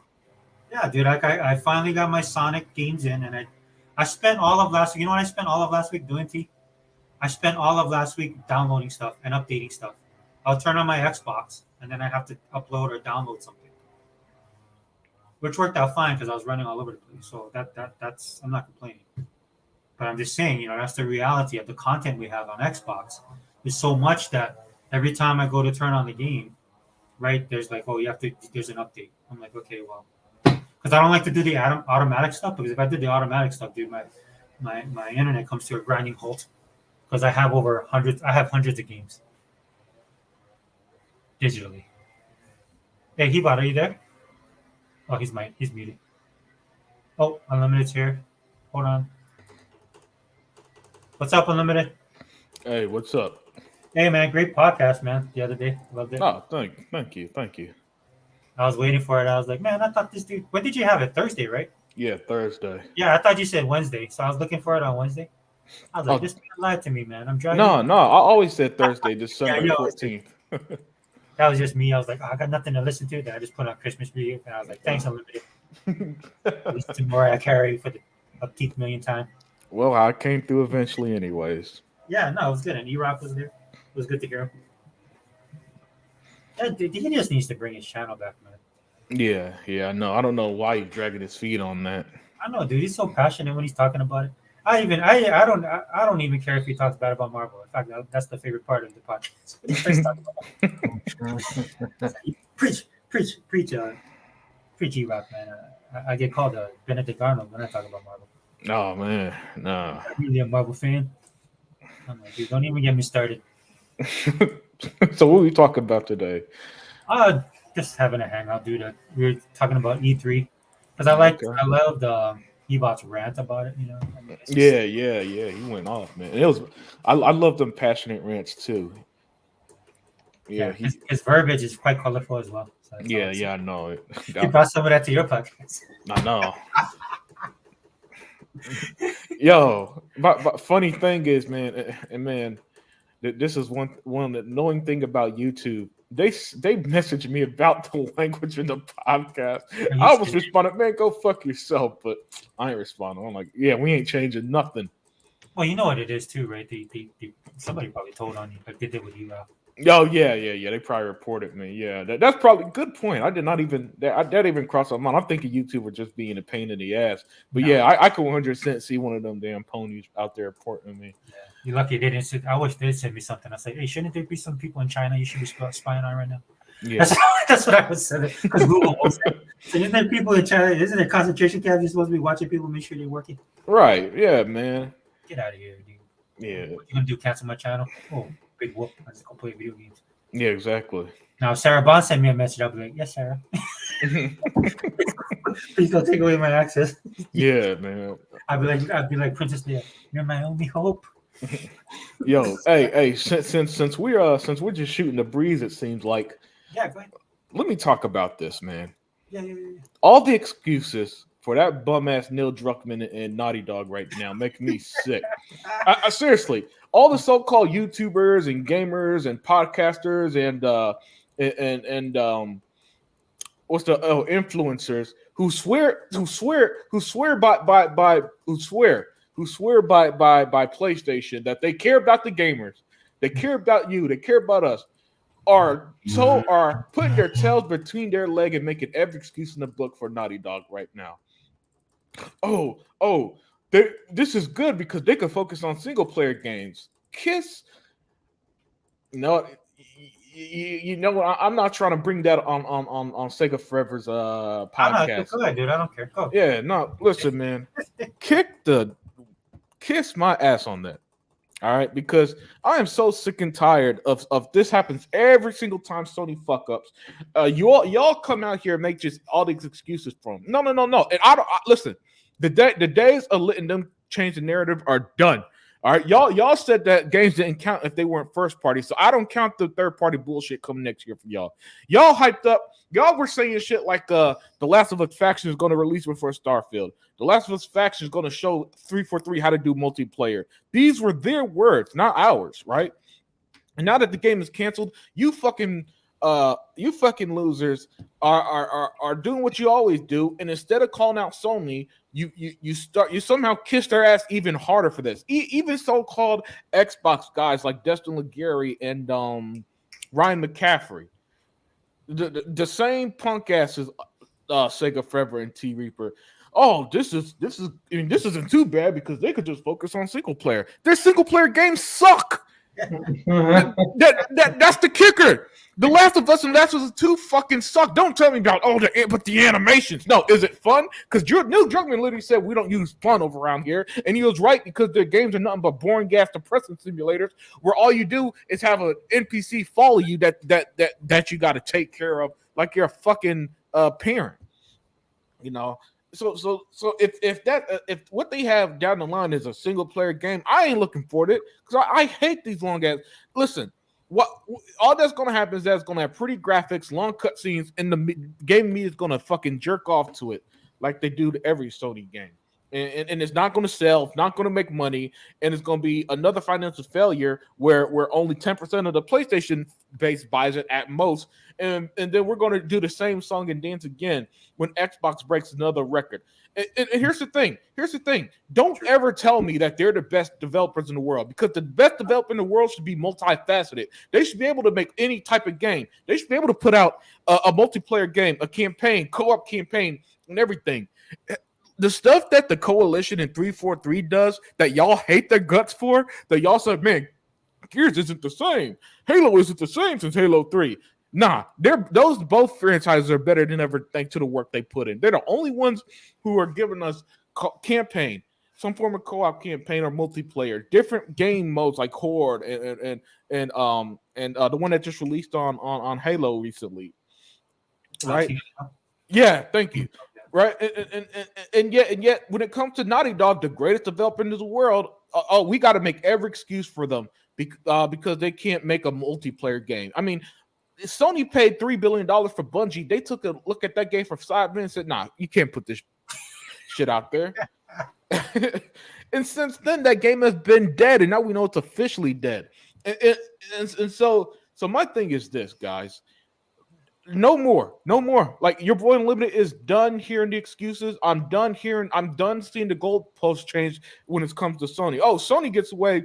Oh, they could have release one first party game in 2023. Oh, but Final Fantasy, y'all didn't buy it. Square Enix loses billions of dollars. That was funny, dude. Yeah. They got exposed big. Forspoken. Y'all really didn't buy Forspoken because they shut that developer down. Did you play that Unlimited? Did you? I own it, but I haven't played it yet because of the Sony tax. I bought it for under $20. Well, you know what? I saw the premise of the story, and I thought that was interesting. Mm-hmm. at least. You know what I mean? But when I guess people were saying, oh, well, anyway, since you didn't play it, but I was thinking, is it as bad as people say it is? Because it looks interesting, the premise of it. Yeah, yeah. I mean, it could be, but listen, it's another third-person, story-driven, single-player game where you got the shitty writing, the shitty voice acting, the long cutscenes, and yeah. basic gameplay. That's what I heard. Yeah. The only difference is that instead of Sony publishing it, Square Enix did. All right. So excuse me. Forgive me, there, Sega Forever, if I'm not blown away by the same shit Sony releases. Because they only do one genre. We now we know for sure they can't do multiplayer games. Oh yeah, yeah. I mean, that's been. You know what's really funny is when you hear these people. I mean, I know I'm old, right? So of course, when you hear Sega Man talk about that all the time, as well as Ebot, right? When we talk about the Halo killer, that's real, dude. I was there when they were saying like this is gonna beat Halo, this and they all folded. you Yep. know, none of Every their single stuff- time. Yeah. Every single one, every single time. Ended up doing nothing. Mag, Hayes. Yep. What's that one? But Sega Man said he actually liked that game. I can't think of it right now. But he liked it because of the sci-fi story, Resistance. Yeah, Yeah, because they're Resistance. sci-fi. Yeah. Yeah. I mean, like, dude, All I them mean- came and went, and all that's happened is Halo was standing over the corpse of each one of those games. And now you could add Last of Us Factions because you don't want your boy Unlimited to go ahead and pull the receipts where y'all were saying that it's going to be better than Halo ever been. Y'all don't want to go that route because I'll be exposing your ass in a heartbeat. you want me to tell you why they closed it? Why they came on and finally said it? Right? I'll tell you why. Because Xbox, we're getting the title Shooter Box back, but Halo made a big resurgence, and Microsoft owns Activision. Halo Infinite hit 30 million. Yes, Yep. it hit 30 million, and now we also have COD. That's why that went away. Yep. That's because even Bungie's struggling. Hey, and the single player narrative is going to go away soon because of Valve single player, Starfield single player, Hi-Fi Rush single player, Clockwork Revolution single player, Fable's going to be single player. So boom, there you go. So on Xbox, we got the best of all worlds. You know, you name the genre, Xbox has it.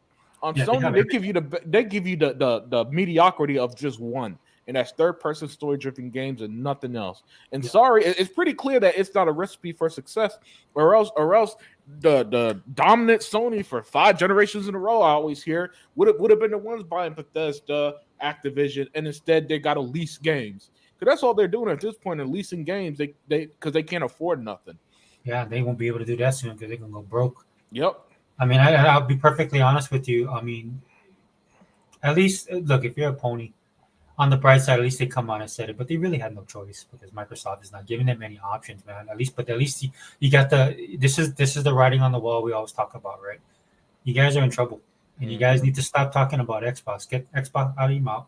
Start looking at your own company that you love the brand and you love playing their games. Supposedly, I don't know. You guys don't buy it, but I'm just saying, right? This is part of because the thing you said, Unlimited. You know the really scary part about that if Phil Spencer. I don't think Phil would say that, but if maybe Matt Booty was like, hey, says to the Avowed team, hey, is there, or Sarah, hey, do you think we could do something like how add a little bit of multiplayer or add this into the game mode or this kind of Microsoft could do it? I'm not saying they'll force them to do it. I'm not saying they will do it. And I think Microsoft is pretty cool in respecting what the developers really want. But if there's anybody that can add, that could do it, I hate to say this, but if anybody could do a faction, it would be Microsoft. Yeah. with the talent that they have now on board because they have so many companies and so much experience. Well, here's the thing. State of Decay already has co-op. Oh yeah. Thank you. State of Decay is a great. Yeah, just put a game mode. Just put a game mode in 3 where instead of it's PvE, it's PvP, and boom. Yes. Thank you. That's a better example. Yeah, you already outdated factions in one game. Mm-hmm. Yeah, they can do that now. I mean, it's crazy. It's the level of when Phil was talking about a big picture back in 2015, man. I'm not gonna lie to you. I had no idea that it's gonna be like this. I mean, I could see my whole opinion back then was like, yeah, they're just gonna take everything and throw it up on a wall and see what sticks. Mm-hmm. What I didn't know is that everything they're gonna throw up actually sticks. So, right. I mean, it's a great problem to have. It's something we were talking about earlier, me and T, and in the comments section at Google. You know, people who actually play games and have Game Pass on an Xbox understand how hard it is. That time is our greatest enemy right now. Because we get value. You know, you don't have to buy the games. You can just basically pay a low cost entry and then play whatever game you want to. You know, you don't have to go out and buy $70. And Sarah Bond said that like 2 years ago. She goes, they got the feedbacks like, look, there's so many games, but we can't afford it. People told them that they can't afford, $60, well, not 70, for a brand new game. Mm-hmm. And it's kind of caked in. I think this is why we're getting the stuff we have, because it's kind of caked into Game Pass. When you hear somebody like Sarah Bond, and back then she didn't have the position she has now, understand the metrics of how gaming is working, it doesn't worry me like when people come, like Gogol was saying earlier, he was shocked to see how much units, because Hebot said this, how many units that Mario Wonder, right? How much did it sell? Like 4 million. Oh, On that's 100 actually lower. points. Yeah, that's actually lower than I would have thought because I actually thought it was 10. Yeah, because one thing people always say is that Nintendo fans, they support their exclusives. I guess you're not wrong, because that Pokemon game, as trash as it was the best selling one in franchise history last year. But And they don't even own that though. That's the funny thing. Yeah. But Pokemon ain't coming to another platform anytime soon, though. The Nintendo fan is equivalent to the Disney fan. Yeah, I hate Nintendo fans. Oh yeah, I know you don't like. Yeah, listen. Actually, because here's the thing: like Disney, they support mediocrity as long as they get their homebrew stuff. But anything else, listen, Nintendo fans will never convince me that they're okay with GTA 6 skipping their console. You're not going to convince me of that, because I know if it happened tomorrow and they said, "Oh, we're also putting on the Switch," every single Nintendo YouTuber, fan, in person, and 40-year-old at the park playing with kids is going to jump on the internet and talk about how big of a win for Nintendo is. Because here's the thing: if you don't care, like you pretend, then don't care when something finally hits. The problem is Nintendo, once again, they don't get any of the modern games. And they should be thinking. By the way, they should be thinking. They should kiss Phil Spencer ass more than Xbox fans do, because thanks to Phil, Call of Duty's finally returning to that bullshit console. Yeah. Nintendo didn't make that move. Matt Booty and them was like, you know what? We got Activision. What's the best way to make the already the most profitable game we got more profitable? Oh, let's put it on the console that hasn't had one in 10 years. Boom. Business genius.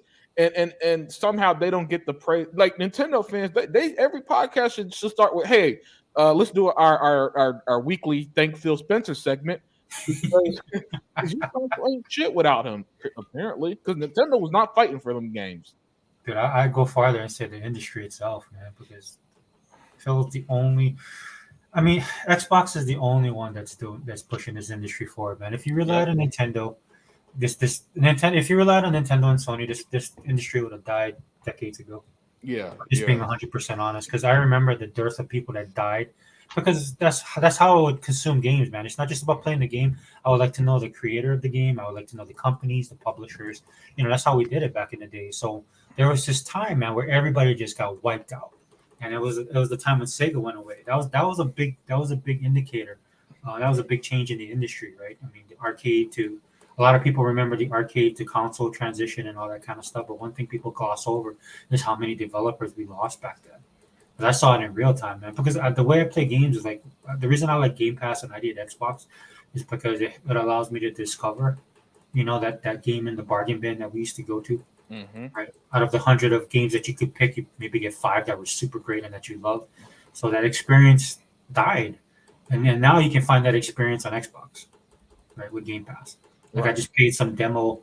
The idea at Xbox Winterfest is going on. There's some demo, some the game looks like old school throwback Donkey Kong, Mario Brothers, Burger Time. I don't know, there's the donuts in there that you got to collect, but you play it and it's like, it's not just nostalgia. It's just like you look at the game design and I was like, wow, I hate to say this, but this is what's missing in a lot of the games, just basic game design. Right? But you can get that fixed now because Microsoft has everything. Mm-hmm. I mean, it's I'll be honest with you, man. It's kind of scary. Let me address Gogol's comment here. Yeah, it could be a lot worse. I'm surprised there's so many good games in a super competitive market. Thanks for that comment, Gogol. You know what I love about that comment?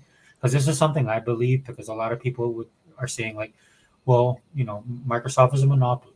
So what happened if Nintendo and Sony disappear? Well, to your point, your comment that you're making, dude. I don't. Even if those companies disappear, I don't think. I think Microsoft is so big and has so much talent, they can be a competitor unto themselves. Honestly, right? They can push them. They can push themselves because they have so much. Not just the amount of games, man, but the creative geniuses that they have working at that company now. It's amazing to me that they don't. And then this is why Microsoft is like Superman. Could Superman take over the world? Yes. Does he? No. Right? Oh, that's a great analogy. Yeah. Microsoft, they have that type of where they're drawing back and they're actually trying to help, like Superman would try and help you. Now, don't get me wrong. I love when he gets a little bit of red kryptonite and like says, F it. We're going all in. He's like, or the sun turns, whatever, and then whoever the writer is that is like taking Superman in that direction. Those are good to have, right? But what Superman is known for is being that good guy. Yep. That you can count on, man. He's that guidepost that you always look at, and that's what Microsoft is right now in the gaming community. Could that change? Possibly, right? I mean, but right now I'm going to enjoy the ride because of the people they got there that understand how gaming works, that are actually gamers themselves, as we saw with, like, did you see Unlimited? Did you see Phil's stats? Yeah, I did. His most played game was Starfield. Yeah. That amazes me, dude. And the sad thing about it is he talked about that's his stats, I think, when it went live, right? Not his stats when he was playing the game before everybody else. Yeah, man. He played he played the hell out of Starfield. And props to him. That is my favorite game of the year as well. So, it's nice to see when the boss backs up his words, basically. Yeah, dude, I just felt bad. I was like, dude, this dude runs this big this big industry. He's a player, and then he has this much. Dude, I only had 877 hours, man. I told T, man, I was mad. I was like, dude, I got 17 easy. If I'm being nice, or 17, I'm probably got like 24. Shoot, I think I had 3,000. Dude, when I saw that 877, I was like, what? I was like, dang. I was like, the first thing, of course, that came to my mind was like, dude, something's wrong with their algorithm. There's no possible way. But I looked at it, dude. It matches across the board because I do have above average, I think, amount of games played. Though some people's were nuts, man. Some people was in the 240. Yeah. T Reaper showed me his numbers, man. It was his numbers were insane too. I beat Dustin and Phil on Unlimited. Yep. You beat a lot. You beat everybody. Yeah. We were talking about it, man. He has 2021. No. Yeah. Okay. Yeah, and 800 hours in Call of Duty, I think. Yeah, and the first thing the ponies wanted to accuse me of on Twitter was doing the campaign too many times. Nah, hell nah. Yeah, that's exactly. T Reaper who maxes. That's exactly. T Reaper maxes out ranks on Halo and Call of Duty before the game even releases. Somehow, ain't no way he. Yeah, nah. They tripping. Hey, that's how I got my 55 in 2 days. Thanks, guys. The Gogo jumped on, and who else was your boy, bro, Slayer? I played with these dudes, man. It was funny, man. I was watching T Reaper's a magician with that rocket launcher. Dude, he'd be taking out whole teams. I was running over there to fight the team. He just blew up the van. I was like, all right, that's easier. Yeah, I mean, but that's what it is, dude. I mean, it's crazy, man, and I don't know. I know a lot of people got put in blast. I feel the same. The only thing I really liked about the stats was my chart. That's pretty much they nailed it. So that's why I'm not going to go against anything else because that's pretty much how I play now. Yeah. Did y'all see that Game Pass had 50 new day one games released on the service this year? Yeah. Yeah, that blew me away. Imagine what it's going to be next year. Yeah, I know. It's ridiculous.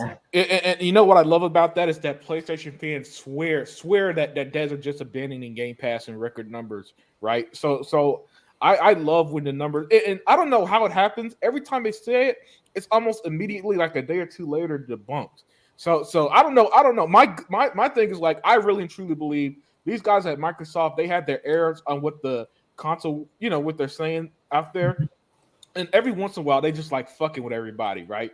So a narrative would be put out there, and they just low key out of nowhere put out a random tweet, "Hey, we had 50 day one games on Game Pass. Which one was your favorite?" Right? And then you see the response of meltdowns of people like, "But did they buy it?" Right? And it's and it's just brilliant. I don't listen. 2023, and I've been kind of saying this a lot on Twitter lately, man. I am so glad that Xbox, for example, when they didn't announce Blade exclusive immediately, because the entertainment we're getting from everybody has been elite. I mean, this has just been, oh my goodness. I could not make this stuff up if I tried. It's been so great. I mean, one guy trolled them with the fake PlayStation trailer. Noir. Yeah, you did that video. Yeah. He's on Twitter. Yeah, he did. I mean, so many of them were.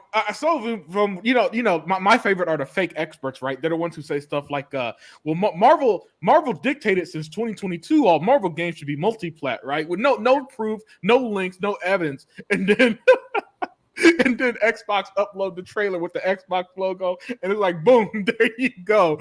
I mean, listen. Yeah, their troll game, Xbox troll game this year has been elite, and I hope they keep it up, man. Did you see Aaron Greenberg released the group picture? I think it was at their Christmas party or whatever. Oh no, I didn't see. I don't think I saw that one. Now I'm not trying to say that they do this, but I looked at that picture and I was like, these dudes look like they would be waiting to pounce. To me, like they look like not in a mean way, but they look like they actually got people there that are tuned in to what's going on with the culture online when it comes to gaming. Oh, so, because it's happening too much now, right? There's a pattern, the way that they do it. Like you said, we just get our popcorn, sit back, and I love it, dude. I love when people started doing that right from the jump, and I was like, dude, this is just gonna come back and bite you. Mm-hmm. Yes. And listen, it's at the point, guys, where I just simply say, oh, keep it up, because I cannot wait until you're proven wrong, right? That's all I say, and it pisses a lot of them off, man. My favorites. So this is the response I tend to get the most now. Well, it's not true exclusive because I'm on PC, and all I say is, what platform are most PC users using? Oh yeah, Windows. Yeah. So there, thank you. Like, guys, saying the game is on PC is not the move you think it is, especially towards Xbox, who literally owns the operating system 99% or 90% of people are using. Okay, I'll give you the 3% on Linux. I'll give you the 5 or 7% on Apple, maybe. I don't know if Apple people do gaming like that. So I'm kind of, you know what I'm saying? But I know for damn sure most of us are on Windows. Most of them gamers are on Windows, right? And so it's not and then not only that, all it is there's a reason why even Sony is stealing from the playbook from Xbox as best that they can. I mean, listen, a reason why they canceled all them live service games because they can't make them, not because they don't want them. If they had their Halo 30 million players, if they had their Forza 35 million, if they had their Gears, if they had their Grounded literally had over 12 million players. If Sony had them numbers, do you know what they would give to have a player base that big for all their games, big or small? No. So they look at Microsoft and they're envious. They're envious. They hate what we got over here. It's just that they got to put the perception out there, as Hebot would say if he was here, of but look, it's the best place to play. So use a marketing catchphrase so their parrots could just repeat them without thinking, because that's all they are at this point, a bunch of parrots. What? Best place to play. That's it. That's all they do. That sounds exactly like it. Yeah. So, I mean, even that dude, Broken Games HD, called it out perfectly. Oh, y'all just gonna say that you're happy because they make single player game. And what did they say verbatim? Was that? Even so, when PlayStation fans are calling them out word for word, it's bad. It's bad. Y'all know. And let me just finish this, because I was almost done actually. Oh no, go ahead. And so for me, again, peak entertainment. Because that's all I do, Sega Forever now. I sit back, I laugh, and then I'll do a podcast once a week about it. Boom, winning formula. Yeah, dude. And the podcasts are more entertaining than anything that's produced. Yeah, in media anyway, dude. And I think that's another thing too, right? It's the changing tide of people, the way they're consuming media, the way they're consuming their entertainment, right? And then I just be honest with you, man. Microsoft understands that. Xbox definitely understands that, and that's why they changed the way that they're doing. Again, the verbiage of what Phil's using, you get a lot of hate from that. Fast forward to 2023, and then going into 2024, you're gonna hear a lot more people talking that way. It's just like when people start getting into like science fiction, fantasy, and stuff like that, and they start using those kind of those words which indicate that they are fans of something on that level if they weren't before. Same thing in gaming, right? They start using different language and stuff like that. Well, basically, Xbox under Phil Spencer, man, people going to be start talking that Xbox Klingon, right? Because a lot of the stuff that Phil Spencer, again, that he says that he's getting a lot of hate on is actually coming true. So for me personally, I love it because we've been waiting to 2015. Yeah, there's been like 7 years, 7 years in the making when Phil was really promoting this stuff. Again, shout out to Showstopper. Always got to give him credit. Showstopper was the first person I heard hear the term ecosystem. Yeah. Yeah, back in the day, and he was right, 100%. So I always like to shout him out. Let's see. Now Xbox says it that way. Yep. Yeah. So I mean, look, man. After a phenomenal year gaming like 2023, contrary to what the big YouTubers tell you, on the Xbox side, man, we're in a I don't even know how to word it anymore because just the consistency of it, I think, is what's most impressive to me. Sega Forever and TV, Yeah. because even listen, I love Last Generation, but Last Generation was not consistent like this, where it just seems like every week, every month, there's something from Xbox that you're getting, and it's always something new, different, creative, unique, or getting games that we were told would never be on Xbox before, right? Yeah. And then with the Sega announcement, it's gonna get even better because those of us who grew up on Sega, like me, and Sega Forever, whose namesake, Sega Forever and Sega Man, both whose namesake literally has the company's name in it. We're gonna be in heaven when the next Jet Set Radio comes out, and Crazy Taxi, and Alter Beast, and freaking the art style of Shinobi. That might have been my favorite of the trailers. That art style is gorgeous, and as someone who's a big fan of 2D animation, that one kind of blew me away more than the others. But the fact that Sega's even making these games at all in the near future, and they're all going to come to Xbox. And listen, like I said, I put my Inspector Gadget goggles on, man. Go Gadget goggles or something, because I know it's in the trailer they use Xbox controllers, and I'm just saying you know what I'm saying, they be dropping them weird ass hints nobody be noticing. So if it turns out to be something, just say your boy Unlimited was saying when I first saw the trailer, I noticed no PlayStation controllers, no Nintendo, just Xbox, and that might be a hint. Right. Hey, 1 second, guys. Let me do one thing. Yeah, there we go. I just want to make sure that I'm streaming. Oh yeah. It shows that you're live on my end. No, dude, 100%, bro. Well said. I mean, we're going into different times in 2024, and I'm really looking forward to it. Like you said, and it was almost out of necessity that Microsoft had to do it, had to actually make this cadence in the way that they're doing it when it comes to releases and news in general, right? Because like you said, it's like every single week. The Game Pass. The one thing I loved is when they show Game Pass, right? Like they give you a glimpse of what you're going to have in the upcoming month. Mm-hmm. And then the first thing, of course, that happens, right? And it's the influencers, the pony bots, all these guys are like, well, I mean, this game looks interesting, but I don't know about this game. And I'm like, to me, I love that because it just tells on them. Like, it doesn't tell me anything about Game Pass. It tells me everything I need to know about you as a gamer, right? Because the majority of the games, if you're a gamer, I'm not saying you're going to like every game, but the games that they put into Game Pass is built for people who like playing games across different spectrums, right? So when I hear people say that, I'm like, okay, this is where I can. For the most part, this is how I kind of know how to take people seriously and not take them seriously. But then what Xbox started or Microsoft started doing with the releases is when you go through the month, right? They'd be like, oh, by the way, here's Exo Prime, or by the way, here's this game, or by the way, here's this game. So you start off with maybe 5 games in the month, and you end up with like 7. In one, it was like 10. I think it was September. It was some ridiculous amount. And then the blowback was like, well, why didn't you just say that for the jump? And then they came out and talked about, well, we have these deals in place, right? We just can't come on and say it. Some people have, they want to do it a certain way. Some people, like, let's be honest, right? They want to sell their game too. So you have people that are using Game Pass to promote their game, like day one, Mhm. People try the game out, and according to Sarah Bond, people try the game out. It's basically like a demo. They like it so much they just go and buy it. Okay. Then you have the other people that are like, we're gonna do like I think Baldur's Gate is gonna do this. Okay, here we go. We have to fix this. Okay, we'll shadow drop it on the Game Awards show. Get everybody hyped about it. They did that. People are buying the game, right? I think it's like the number one bought game on Xbox or something like that. That they're happy about, right? And then later on, a couple months later, they'd be like, "Oh, we can go to the next phase and drop it on Game Pass to get even more people to play it, right?" And so Game Pass gives a lot of developers as well as the consumers like us options.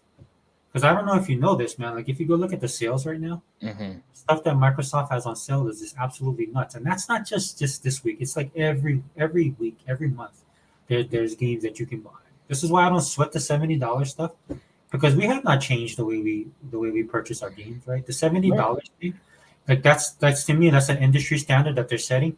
Fine, the industry, you set that standard. I'm the consumer. I'll set my own standard. Yep. Like, And here's the thing, man. Listen, I remember, and Nintendo games are pretty expensive in the '90s, Right. so that might not be a good example. But I'll start with the sixth generation because the sixth generation across the board games were $50. Then in the seventh they jumped to 60, and then this generation they jumped to 70. Hey, what's up, Zobi? Hey, what's up? But here's the thing, and this is what I tell people all the time as a collector, guys. Games are on sale literally all the time. You don't really need to wait for like the countdown or Black Friday sales and stuff because if you play your cards right, you'll find deals anywhere.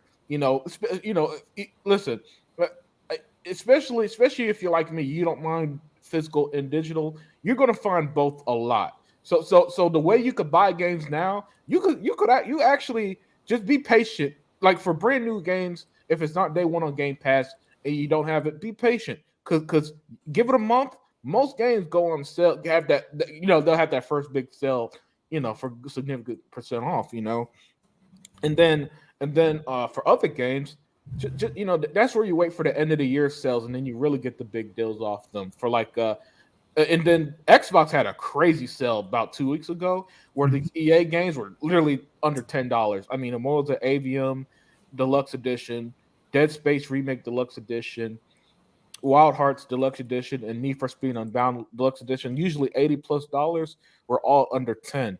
So every once in a while you get them crazy, insane sales.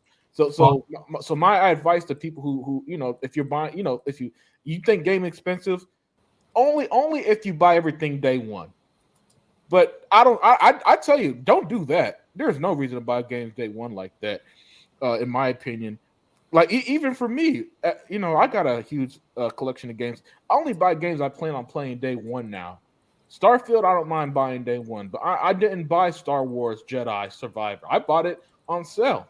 Mm-hmm. No, I think, and to your point of what you're talking about, I think the great thing about it is that when people look, it's very rare that everybody can buy every single game. So the guilt trip that the ponies try and lay on you, don't fall for that stuff. Right? Because number one, they don't buy games at all, so I don't even know why you guys take their thoughts into consideration. But the great thing about it is what Microsoft is creating is this big cosmos of people that play video games. So if you're not picking up that game, somebody else is picking up that game, right? There's people that like I know, like I think is it Dragon's Dogma you're talking about? Yeah, game was coming out that you. So like, or the other game you just picked up, the one where they're in the desert. What is the name of it? It looks like they're skating in the desert. I know you. Oh, Atlas Fallen. So you're big on Atlas Fallen. I was looking at it and then I was like, okay, I'll wait for you to get it, right? And then I'll probably pick it up later because there's other games that I wanted to buy. So I basically went and bought 2 physical copies of the Sonic games. Right? And just using that as an example, right? So we're not the only ones doing it, guys. Everybody's doing this, right? There's people surfing to get deals on it because some people are more in tune with certain genres than others. But then as a gamer too, right? It's really great to take a chance on something as well. Sometimes it works out, sometimes it doesn't. But what I'm saying is this stuff is very fluid. And another thing I'm saying is that Microsoft knows what they're doing. I'm telling you, man, they've crunched these numbers up, down, left, right, side to side. There's everything that you're getting right now is not something that they just, Phil woke up and said and called Sarah and said, "Hey, Sarah, I think we want to do this." No. This is something that they have discussions about and they run it through all the right proper channels. they're almost like the government, man. They're like they have to because you have to present a plan. I don't know. The government isn't this meticulous or actually. Oh yeah, the government's horrible. Yeah. Yeah, the government would have screwed it up, and then games would have been $100 by now. You know what? And then they would have came out and said, "Well, we got video game inflation under controls, guys. So keep paying $100 for these games." Yeah, because unlike the government, Microsoft has people to answer to and money. That's There's actual consequences if somebody messes up. Yeah, thank you. Yeah. So let me put. Yeah, so Zobi, welcome, brother. Man, always good to see you. Hey, Dion Hayes, what's up, man? Yeah, Dion. He said, I think the Xbox Store is the best thing on Xbox and Game Pass because you have options. And PlayStation fans act like Xbox doesn't have a store, but Xbox stuff has a store and we buy games. Yeah, listen, Dion, PlayStation fans, they live in delusion. And so facts, I don't know how it's possible, but facts do not matter one iota to them. You know, you could spend all day proving them wrong and somehow they'll still spin it to hate on Xbox. And so I just let them be, and I just make fun of them for it because that this idea that Xbox doesn't have a store and Xbox gamers don't buy games. 4 years ago, Sarah Bond literally said Game Pass subscribers buy and play more games as high as 40% more, and they called her a liar. And then ever since then, all we see is mega Game Pass success. Xbox breaking records each quarter for both profitability and revenue. And yet they're still in this weird denial about it. And at that point, it's like, okay, cool, be in denial because Xbox keeps winning regardless of what you say. And that's the one thing that kind of makes it hard for me personally to get upset at. You know how people get upset at what Xbox does every once in a while. For me, it's very hard because it's been proven that no matter what people say, like people hate it on Starfield, it's still the biggest launch game ever, right? People hate Call of Duty. It's still the best selling game. Like I literally see articles saying, guys, the worst Call of Duty of all time outsold Zelda. And at this point, to me, it's like the media, these gamers, these PlayStation fans, these YouTubers, they have no real influence on Xbox outside of the occasional game like Redfall. But even we see the turnaround on Redfall has been fine. It's even long term games like Redfall, which took a beating when it initially released. Now it's loved.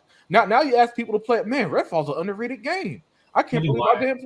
Yeah, you have to let the media kind of let that stuff fall to the side, and then people play the game. Like some of them might have been a hate play. Like, the great thing about even a hate play is that they played as like, oh, this game. Yeah. So you know, Dion, great comment, and I was just explaining personally why you're avoiding limited. Like you notice the stuff that gets me all mad angry is when people lie or gamers lie and stuff like that. More so than, oh, Phil needs to do this. Phil don't need to do nothing. Like, I'm sorry, guys. I just can't tell the guy who just dropped $70 billion on Activision what to do. I can't. You know what I'm saying? Good luck telling him. I mean, good luck tweeting him, but he's got the information, resources, and access to everything that we don't. Hell, he's working on something right now that we have no clues going on, and it's going to blow our minds next year. Yeah, multiple, I'm pretty sure. Yeah, multiple. Man, ponies is quaking in their boots, realistically, man, because they don't know they getting hammered every single month. Something's coming up. Yeah, give it me, bro. Unlimited. I'll be honest, right, man. I throw myself under the bus because I said the same thing, right, with Phil.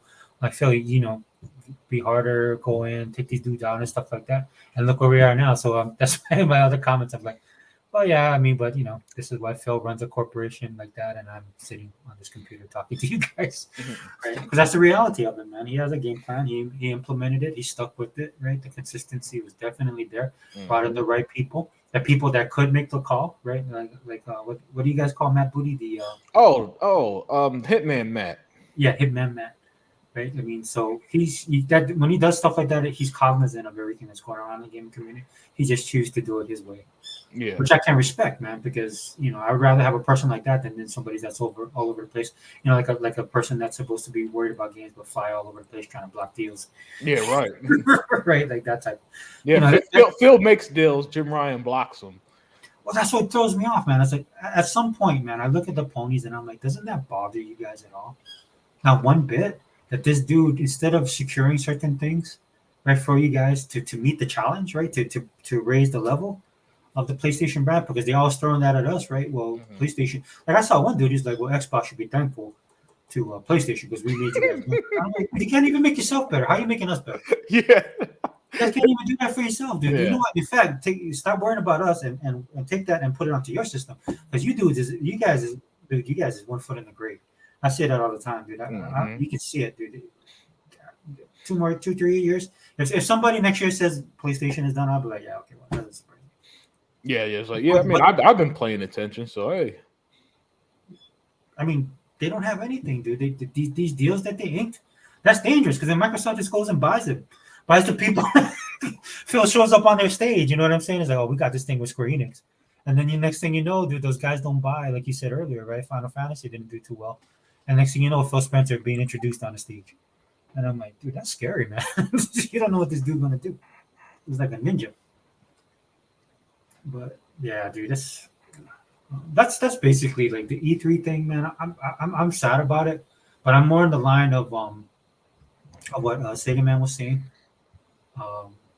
You know, like I'm passionate, like he is about it, but Sega Man was on your podcast talking about it, right? And this is why, dude. It's just like Microsoft is going to be E3 pretty soon. Yeah. If this continues, I mean, I cannot wait till the Microsoft Bethesda Activision oh, King Blizzard E3 Sega EA Ubisoft E3 in 2027. dude, they'll probably do E3 like E3 of old at that point, right? But it's all Microsoft going to run everything. Yeah. Right? Microsoft is going to be, oh, don't forget to stop by Sega's booth. They'll be, and then we all going to be like, dude, you own them. Yeah, right. Don't you own them? How come everybody is just like, dude? I mean, I hate to say it, but that's just the reality of it, man. Look, I'm be honest with you, man. I'm for it, dude. A lot of people hate on me. I get into arguments with people all the time, and I'm like, look, man, here's the bottom line. Dude, I want this industry to push forward. Microsoft is the one that's doing it. If y'all can't keep up, like Hiba was saying in his video, then that's on you guys. Yeah. I'm tired. I'm done. I want the stuff that we're supposed to have right now is being held back by 2 other companies. Mm-hmm. Right now. So just take your spot and where you guys want to be, and let the rest of us move on. Because I'm old, man, and I understand. I admit that I'm jaded, like even with comic books and stuff like that. But I'm cognizant of that. Right. But then on the same part, I'm also a gamer and a consumer still. So I'm like, okay, what's there for me? Right. You know. Oh, here, Dion, we'll read. You want to read Dion's next comment? He said, and I just wanted to add one more thing because I'm enjoying this show. I love the pony on pony violence now that actions is canceled. Pony is so funny. Yeah, man. Yeah, that's hilarious. Look, they did to themselves, Dion. That's all I can really say at this point. Because it's funny. All they had to do was keep Xbox out their mouth, and they could have just rolled this out in silence. But instead, Faction's going to release before Starfield. Faction's going to show Halo how to make a multiplayer game. Yeah, I mean, just talked all this shit for a dead game, you know. And I'm enjoying it, you know.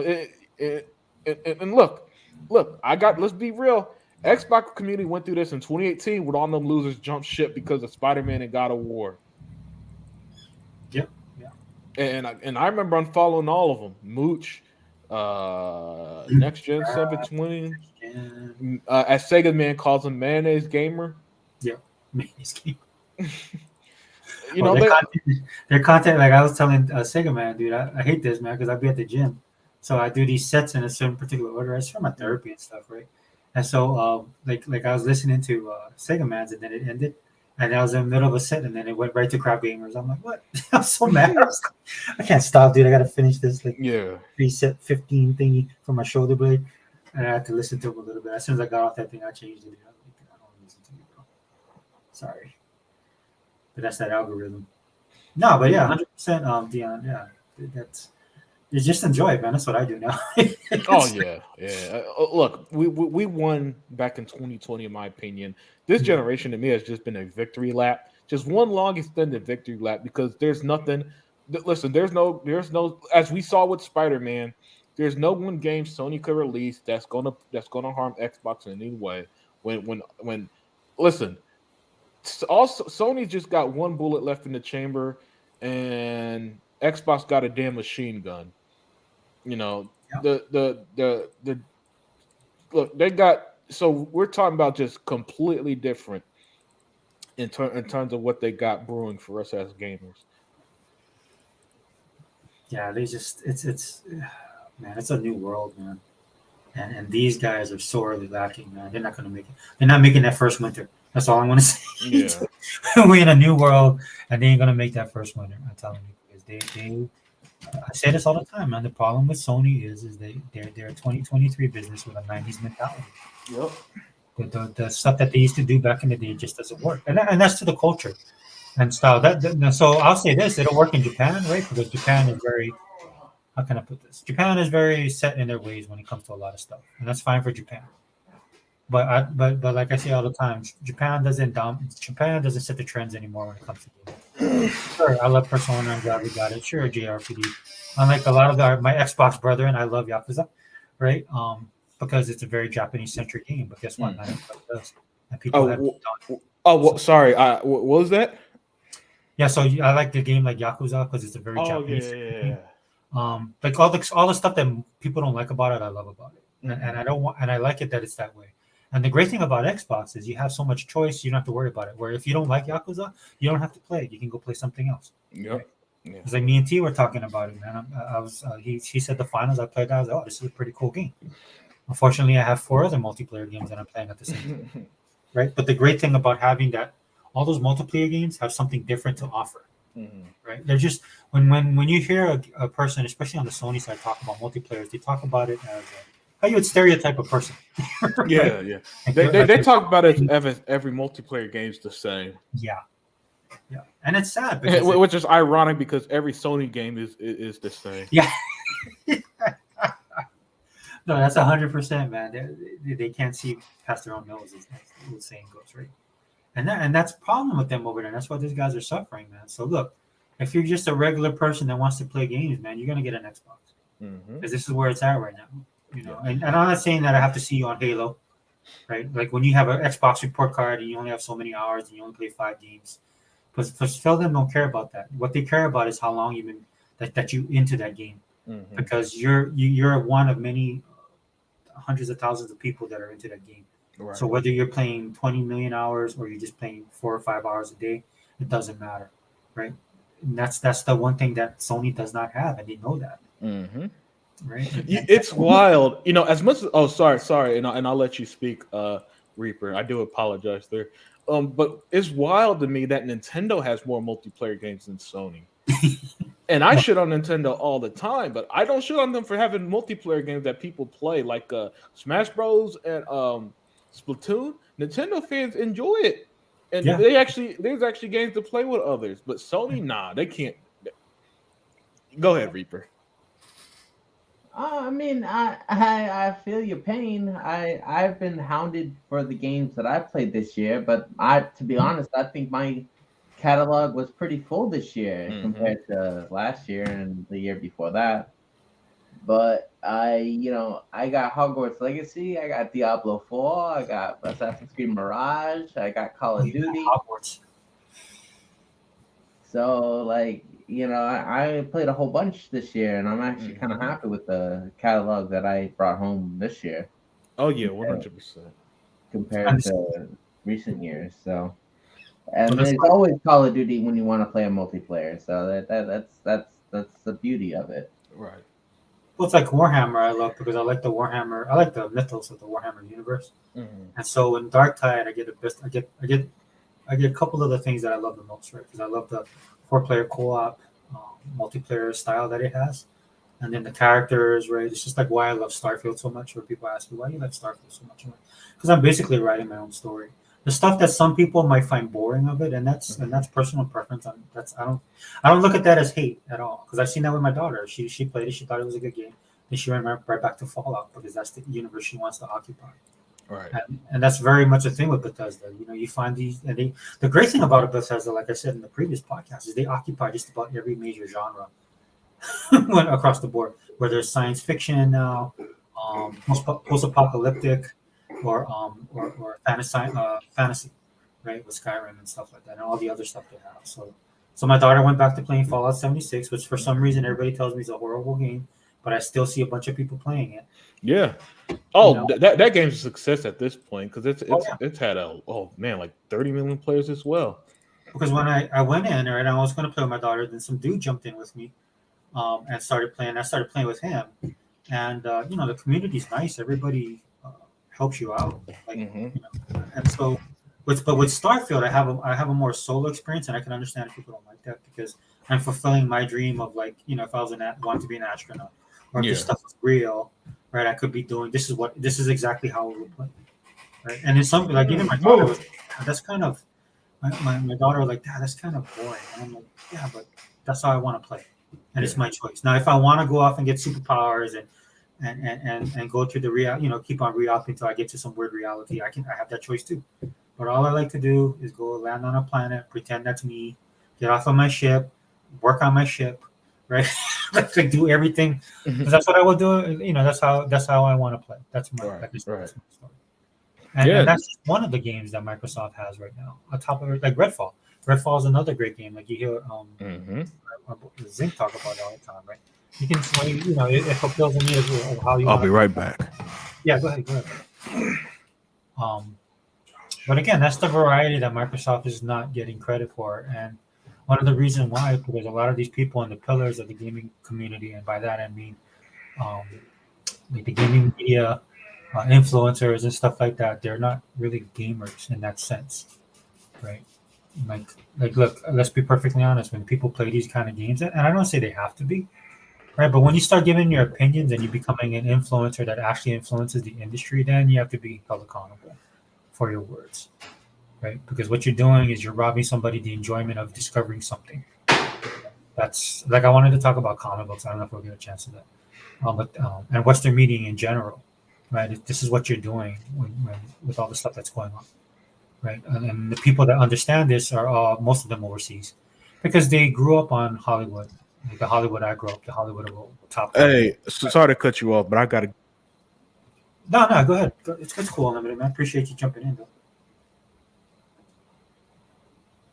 Unlimited, are you still? Oh, okay, yeah. Unlimited's got to run, guys. T, did you get to eat? I hope so. Yeah, I did. I already ate.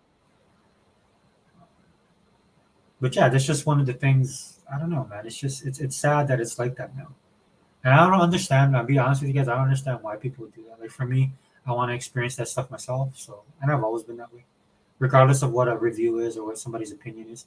If it's something that's interested, like I'm not gonna lie, if I forgot the name of the Forspoken, like I saw the premise of it and I saw a trailer for it, it looked interesting to me, And I was like, if I had a PlayStation, I'd at least try it, regardless of what people tell me about it. Now, if I go in and play it, right, and then it is not what I thought it would be, or I'm not happy with it, then no loss, right? At least on the end, I'll try it, because the one problem, and this goes to the award show, and that's why I haven't really talked about the award show on a higher level, because I don't watch that stuff. The Game Awards I'm talking about, or award shows in general, I'll be honest, is that I don't need somebody to tell me what I like or don't like, because the stuff that I like, people don't like. Like there's a movie I love called They Live, and one of the reasons why I watched that movie, it had a science fiction thing. I love science fiction movies, but Roddy Piper was in there. So if you guys don't know who Roddy Piper is, he's a former WWE wrestler and a WWF wrestler, right? And he was really popular back in the 80s when I was growing up. And so he crossed over to movies, and that's one of the movies that he did. And him and I think David Keith is the other guy's name, because I like that dude as an actor. So that's why I went and watched it. And what ended up happening is I ended up loving that movie. I mean, at that time, right? And other people, So what is anytime the thing with that movie is that now people put the tag of cult classic on it, which cult classic translates as there's a minority of people that like the movie, right? And it's held the test of time to where other people have watched it, and then that following has grown somewhat. Buckaroo Banzai is another movie that's like that. And I'm cognizant of the fact that I tend to like those type of genre movies and stuff like that. And it's what some people might find horrible acting, I find astounding, and I love it. I'm doing that with Netflix right now. I'm watching a lot of stuff on Netflix that a lot of people in the mainstream would not watch, and I'm enjoying it. Right, and that's the way that I consume my media. But as far as E3 is concerned, guys, just to wrap it up, I think, like I said, it's just a sign of the times, man. It's not so much. It's a look at the industry itself and how it's changed, but it's also looking at how gamers are different. Example again I'll use is my kids when we watched Star Wars for the first time. They were younger, of course, but we watched episodes 4. And when I mean Star Wars, I mean episodes 4, 5, and 6. And when I'm watching it with them, I'm kind of like, especially episode 4, I was like, man, wasn't that amazing? And my kids were like, oh yeah, Daddy, was good. And it made me realize that that's a movie of my time, and I have a connection with it that my kids don't have. Personally, they still liked it. They thought it was cool, right? And then they watched other Star Wars stuff. And in fact, my daughter got me into watching Clone Wars and stuff like that. So she dragged me back into Star Wars when I was kind of out of it. So you have those experiences, stuff like that. But those experiences are unique to them. And that's what I'm seeing with the industry now, right? A lot of the stuff that you see going on, why Microsoft does what it does, is because if you really want to know how the industry is going, all you have to do is follow Microsoft and Xbox. Follow, like I said in my last video, man, just look at Phil Spencer, follow him, right? See to get the information, because he's the only one that really knows. And then and just enjoy your games, man. Play your Game Pass, live in your ecosystem, and just enjoy your games. And all of this other stuff will just disappear. It'll go away because it won't matter, because you'll be too busy playing games, which a lot of gamers should be doing.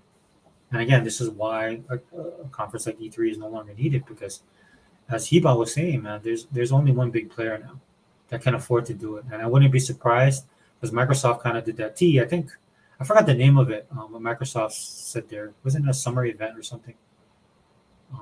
But Phil Spencer is kind of old school, so he doesn't want to let go of E3.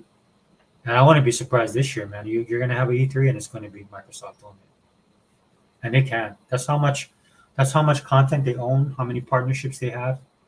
Because if you guys are Xbox, if you like T was saying earlier to me, bleed green, and you keep up with what Microsoft is doing, man, they have a wealth of content, and they have partnerships with a lot of different people that I'm seeing every day, every week at least, especially through Game Pass. There's stuff being released to our console across the board, whether it's from overseas or homegrown. Microsoft is dominating the industry right now and pushing it forward. So that's the reality of it. T, did you want to say anything else about E3? No, I think you covered it. Yeah, I love T-Bot's passion, but I kind of fall with Sega Man as far as my attitude towards E3. Right? It's sad to see it go, and like Hebot was saying, man, it is aggravating. But it's just the winds of change. It's just gaming is changing, and this is another reason why I like being in the Xbox ecosystem. I can find my little niche inside, or where I can find myself comfortably and where I can get my enjoyment from, and just occupy that space. And I'm pretty sure a lot of people are going to be that way too when it comes to Xbox. Come over to the Xbox side, guys. If you guys are gamers, man, you got to be on the Xbox side. I'm just being honest with you. Every other company, they're limited by either their financial status, the decisions that they're making. And if you like that, that's fine, dude. But I know a lot of people are not happy. Well, I can't say that about the Nintendo guys. Nintendo guys tend to stay in their own universe, which is fine with me. But I definitely know the Sony guys aren't happy, because they constantly complaining about stuff all the time. They're grouchy, they're rude, they're mean, they're toxic, right? And there's a reason for that, because they're not getting what they want. You would think that when a game like Spider-Man launches, you wouldn't hear from these guys for a month, but no. Launches that weekend, I guess a lot of them play through it, or as we find out, they don't buy their games. And then that Monday, they're just all about Xbox. And then Xbox makes an announcement, and they're all about they're 24/7 Xbox. So I don't know how you can play games like that, guys. I can't. T, are you watching anything right now? Or I know you said you picked up Spartacus. Yeah, that's what I'm watching now. But you picked up something else, man. I forgot what you told me you bought. Underworld Evolution. Oh no, Battlestar. You bought the Battlestar Galactica a couple weeks ago, yeah. I bought Inuyasha. Oh, you bought Inuyasha? Didn't you buy Battlestar, or was that Global? No, I also bought Battlestar. Yeah. You did. Okay. I told you that I picked up Family Matters, because that's what I'm doing, guys. As far as my content, and Tio kind of can speak on this as well, but I'm going to shift a little bit, T, because I do want to cover this.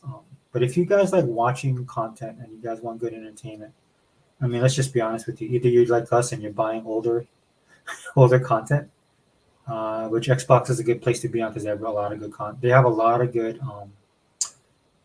not as varied as some place like Voodoo, but they have a lot of content on their digital side as well. Now, if you guys want to do the physical, I'm not hating on physical. Do the physical if you want to. But the pricing and stuff for this content and just the ease of access. And I just don't have the space, guys, because I have hundreds of movies still, and my house isn't huge, and right now I'm trying to organize my stuff. Hopefully, my kids can help me when I have time off. They kind of get these things under control, but physical just doesn't work for me just because I don't have the space. I do both still, but I have to be a little bit wary of the physical stuff that I buy. But the great thing about digital is it is cheaper, so that if something happens to your content, never pay full price, guys. I'll just say that much right here. I don't pay full price for anything, and that probably hurts them a little bit. But I'm like, I can't do it because I would be upset if like I paid full price for something and then it disappeared. A lot of the stuff I actually buy on sale. And with Xbox is always having sales. Like I bought Family Matters for half price off. And when I mean Family Matters, I love that show, so I bought all the seasons. I think I missed the Battlestar thing on T, so I can't get that. But I did get like Magnum PI. I bought that, and then I bought I forgot the other shows that I bought. And then the other stuff that I'm picking up, I bought a whole bunch of movies from Go West. That's a production company as well, studio, and they produce a lot of the action type of flicks that I like. A lot of them are more martial arts, but now they're starting to go into like action, military, all kind of stuff. And Xbox had a great sale. You know, it was under their $4.99 sale. But when I went in there, I saw the movies, and then I think that's something Microsoft has to work on for their digital. I don't know how they would do it. It's easy for me to say it. It's harder to accomplish, right? But where you can start grouping things because there's fans that like to look and will buy if they can see it. If they have to go through a whole list of stuff, that might cut down on the purchases. I'm that sick, and I'm already in the ecosystem. I'm used to it. But I bought like 6 movies that I know that they produce and that were on sale. And I have to be honest with you guys, that's the only way I could get it. Because not even Voodoo had some of these movies. Because that's 2 things I do. And 2 things that on the digital content front that I would recommend is if you're going to buy something digital, make sure it's from a company that you know that has good, that you think will be around. Like never say never. Things could disappear, right? Nothing lasts forever. I understand all that kind of stuff, but at least give yourself a fighting chance. Like Voodoo, I do just because it's Walmart, right? It's Sam's Club, and Microsoft is Xbox One is Microsoft. So see the input. Sega, Capcom, Konami, and Sony are starting to bring back their old IPs, but you don't see Sony doing that at all. Even Xbox brings back old IPs and remasters it from a new generation. Yeah, that's not a. Yeah, the 100%. That's because that's not a Sony mindset, and it hasn't been. They talked about it in the past, and which is ironic because I think they should because some of their old IPs are classic. Up until PlayStation 4, I had every single Sony console, and they did have great content that I loved, especially in the 2 era, the 1 and 2 era.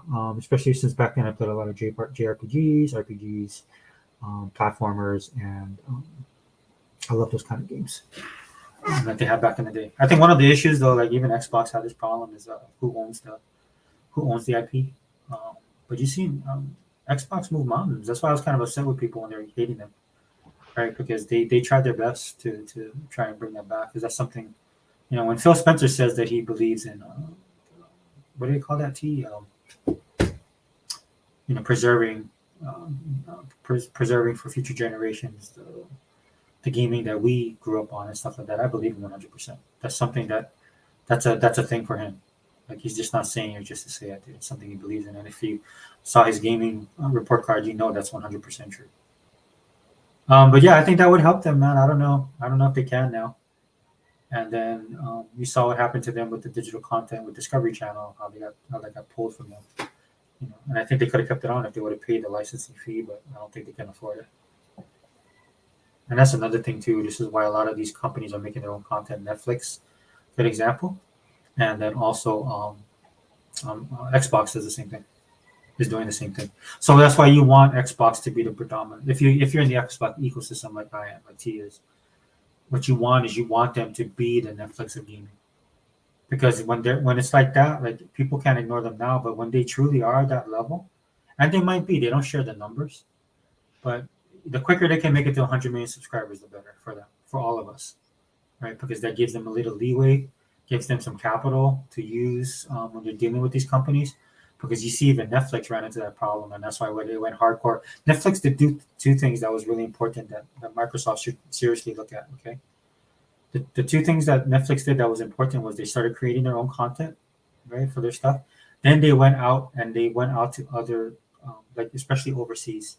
They saw a market there, and they brought that market to the U.S. and then that market is padded by their own markets. Like for example, I see people all the time. I love K dramas. I watch K dramas all the time, right? And if you're old school like me and you wonder why K dramas are so popular, just think about shows like Falcon Crest and Dallas and General Hospital, those old classic TV shows you got back in the day that had all that a bit soap opera and stuff like that. But they had that drama that people loved. Trapper John MD, and it didn't have to be one type of format. There was different type of genres within that dramas, right? Like Hill Street Blues was about cops. Trapper John MD was or not Trapper John MD. I forget the other one. St. Elsewhere. St. Elsewhere is about the hospital, right? ER, another one, right? So what K dramas does is they have their own K dramas, its own brand, but then they have different genres. Like if you go on Netflix right now, if you like science fiction, there's K dramas that does that genre. There's K dramas that do that genre. Then you got the family stuff. Then you got the political stuff. They cover every aspect. It's stuff that the U.S. used to do back when I was growing up. Right. So you take that and if Microsoft can apply that to what Netflix is doing, to where they become that huge behemoth that I want them to be. Right. And I'm talking about and where that could benefit you is that people won't be able to ignore Game Pass.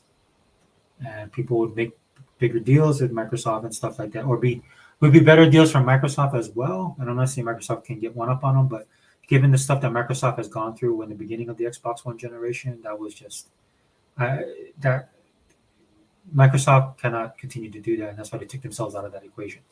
You make these deals with people, and then they come back later, and because the narrative is that PlayStation's the bigger brand, they have the bigger console base, right? They sell more games with all of this stuff that we see falling apart right now because these dudes are actually not what people say that they are.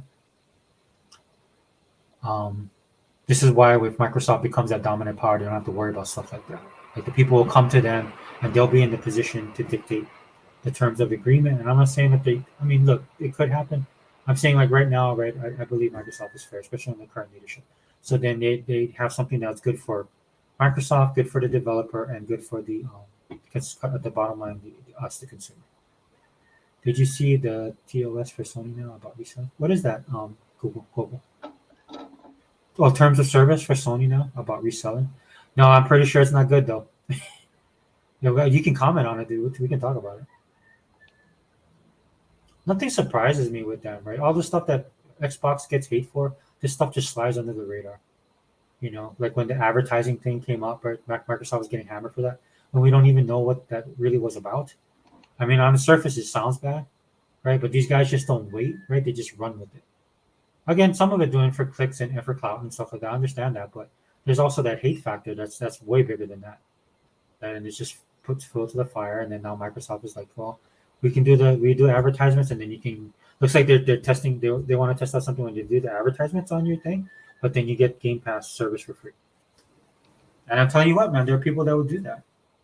I don't think it'd be great if they did it during a game, right? But then it's probably something like how they do Bing rewards, right? Maybe that's why they're changing Bing. What you have to do is you have to use a Bing, and then you have to click on a certain amount of times, watch a certain amount of videos. But then when you play a game, then and it might depend like the game, like to unlock certain games. So like if you're playing like what just came out, the 6th version of I can't remember. But if it's a longer game, right, like a Red Dead Redemption, maybe you got to build up so many hours. I mean, it's not something I would do. I mean, personally, but then again, like I said, this is why I sit here, and these guys run mega media corporations. Yeah, true. T, do you have anything that you wanted to discuss? No, I don't. Yeah, I'm just rambling on about because I do want to get into the comic book thing, but I did want to touch about like Western media. Because it's dying. It's dying. I've canceled pretty much all my subscriptions, right? Or I think I've canceled it, man. You got to watch these subscription services. That's another reason why I'm canceling it. Not just because the content's bad, but just because they make it so hard to do so in some instances. Like you got to jump through hoops, right? And that's what they want to do. That's why, again, Microsoft gets all this hate, and theirs is pretty basic. They could improve that as well, but they're not as bad as some of these other companies, right? Where you got to double check or triple check, because it matters, man. This stuff matters because this is the stuff that I grew up on, and then it's also something that I would like to see my kids' generation be able to experience, man, the wonderment of it all. And they're not getting that. That's why my kids, a lot of times, when it comes to like Christmas, man, we'll watch like in Thanksgiving every year, dude. We watch the turkey drop episode of WKRP in Cincinnati. We always watch them every single year. We watch that one episode. But then my kids will watch other episodes of WKRP. Now, be careful if you try to watch. Be careful about what your kids watching. Please realize this. I found this out the hard way. A lot of the stuff I grew up watching was in syndication. I didn't realize that until I started watching them. Because when you buy some of this content, you're getting the original content that was like if it's a movie in theaters, right? So I didn't know Planet of the Apes had nudity. That kind of shocked me. I was like, oh wow, I'm surprised that it had that. They show some bare butt in there. So my kids were like, this when they were younger. They're older now, so I don't have to worry about it as much. But if you're a person that's sensitive about that, please think about that when you buy this stuff. Or some of the language that they use, right? Because when I was growing up, they would censor the language. It would be, oh, you son of a bus stop, like that. They would say stuff like that. Or just take out the word altogether. Or just edit out the scene. Which is kind of dangerous in its own sense, right? Especially right now. But yeah, it's sad to see Western media suffer, because of ideology or what people think they're entitled to. Like I was saying earlier in the podcast, it just blows my mind. Like when it comes to gaming or like there's a lot of hubbub about Doctor Who. Thank God I never got into Doctor Who on that level, but I see their fan base is just totally revolting against the creators for this new season. And I'm like, dude, I have enough problems with Marvel on its own. And it was funny because I saw this. I had this.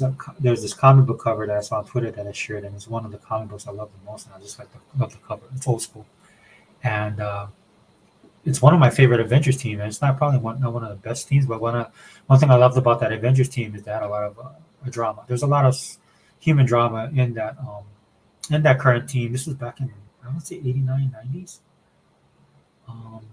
But the lineup that they had, that's one of the things about the Avengers. Everybody at some point in the Marvel Universe was an Avenger, right? It would be something that they would run to when they needed to get the viewers up or the readers up and stuff like that. But I had a picture of Captain Marvel, and that's the Captain Marvel I love the most. So in the Marvel movies, they have that Captain Marvel, but she's not the same character. They changed her origin story. They kind of gave her some weird power set, and they took away one of the fundamental things that made her such a great character was the influence of her dad. On her when she was younger. The dad, I believe, was a firefighter. Did a lot of sacrificing, and she'd always have callbacks to what the dad, the lessons that the dad taught her. Just a little flashbacks to help inform you about why she has the character that she has, to the point where Captain America actually told her pass that mantle and leadership onto her as far as the Avengers. And she was a great Avengers leader. And she has some great stories and stuff like that, but you're never going to get that just because of the way Marvel's decided to approach strong and powerful women in their comics or in their cinematic universe and also in their television universe.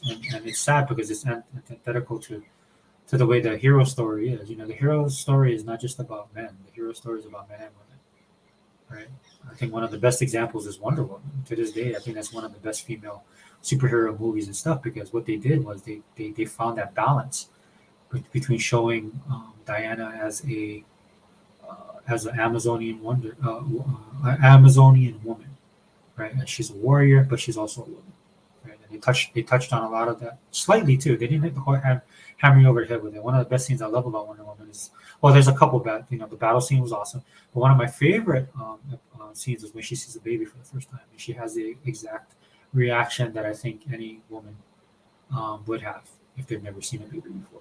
And so little stuff like that, because what that does, it helps to inform the character. Same thing Abby said about Captain America, the first Avenger. A lot of people didn't think that was the best movie when it first released back in the day. It didn't get a lot of fanfare like the other movies were getting, and then the build up to the Avengers happened and that changed everything. But as time has moved on, and then a lot of people I've seen phases 4, 5, and 6, people are beginning to realize that a lot of the content that was made earlier was actually better than what they gave it credit for. So you see people talking more about Captain America, the First Avenger now. I love that show from the jump for a lot of different reasons. I'm a movie file as well. Joe Johnson did the actual movie. They brought him in. If you guys know his name, it's because he did one of my favorite movies of all time, which is The Rocketeer. I've talked about that on other podcasts. I'm just bringing it back up because, this stuff matters and it's never going to change. To basically, at least on the Disney side, they have to fire everybody. Let me see. Yeah, true. Oh, let me see, brother. Did you see that? Okay, true. Yeah, I read the lineup. We're the same age. That's before the Image Comics time. Yeah, right there, right around that time. Gold and Image came in, and man, dude, I was such an Image. Oh boy, I was such. You guys think I'm I'm an X-bot, dude. I would have been an Image bot because I was all on board, man. I was supporting them. Yeah, fight the corporate shows at Marvel. I was all about that, and then I learned a very valuable lesson. And I'm not saying Image wasn't good or they didn't have great comics, but being on time with your stuff matters, right? There's a business aspect that a lot of them didn't have to deal with, right? They were independent at that time, and a lot of their flaws are exposed, man. Rob Liefeld, to me, was one of them, dude. I just one day I read one of his comics. I'm like, oh my gosh, dude, this is, I'm not saying Marvel was right, but there were issues, right? And they came up with some great stuff, man. It's just, I wish they were consistent with it, and they got exposed, man. It's just, one person does not make a comic book title. I mean, Eric Larson and McFarlane, and then even our boy was, but he's what's his name, Jim Lee, right? But I mean, I hate using this term, but it takes a village, right? There's a reason why their X-Men comics are some of the best, and or Jim Lee did great work on certain comic books. I mean, Marvel did have the formula, and so, but they still, I enjoyed reading Image, man. They came up with some cool stuff, Spawn being the biggest. And I even love Savage Dragon. Savage Dragon was a pretty cool, and Eric Lawson was very consistent on that. Yeah, she was also Photon. That's a Marvel thing too, bro. Once they start renaming people, I'm like, all right, bro. It's just there's certain tropes in comic books, and one of those is when they start running out of ideas. So there's things that they do. You see that even within the movies, man. When they do an introduction to the X-Men, they do it like the old comic book style, right? They'll use a focal point. For the X-Men movies, it was Rogue. He kind of was going through Wolverine, but basically it was Rogue. Rogue was you. You were they do that with the Reader. The Reader, like Kitty Pryde. For the Phoenix Saga, probably one of the best comic book sagas ever created. Kitty Pryde was your when they wanted to reintroduce you to the comic book, or if they knew they were picking up a lot of new people coming in, they used Kitty Pryde as that focal point. She joins the team. Right, you see her experiencing the X-Men through her eyes, and that's you experiencing the X-Men through her eyes. But the great thing about it is they wrote such great characters and great stories back then that it was successful. Right, Kitty Pryde became one of the best X-Men characters. I love her even to this day. The whole talking about drama, man. The whole Kitty Pryde, Peter, or Colossus thing after Secret Wars, man. That was a big thing for me. I was right at that age, man. That was real comic book drama, man. I'll put that up against any type of drama across the board anywhere. So, Same as Storm was so much cooler in the comics. Yeah, she was awesome, man. They talk about like a character going through changes, right? The way she starts off, she's this goddess. And that's the great thing of Storm, man. You can actually take her and plug her in the Marvel Cinematic. Well, Marvel Cinematic Universe sucks now, but if they continued 4, 5, and 6 like they did 1, 2, and 3, you could have easily plugged her into any timeline because she's been so many different types of. She went through so much different changes through the comic books. I'm not gonna lie, my favorite. I loved every facet of what she was. My favorite though was definitely the Mohawk Storm. In fact, I think she was seeing what's his name? Was it Forge?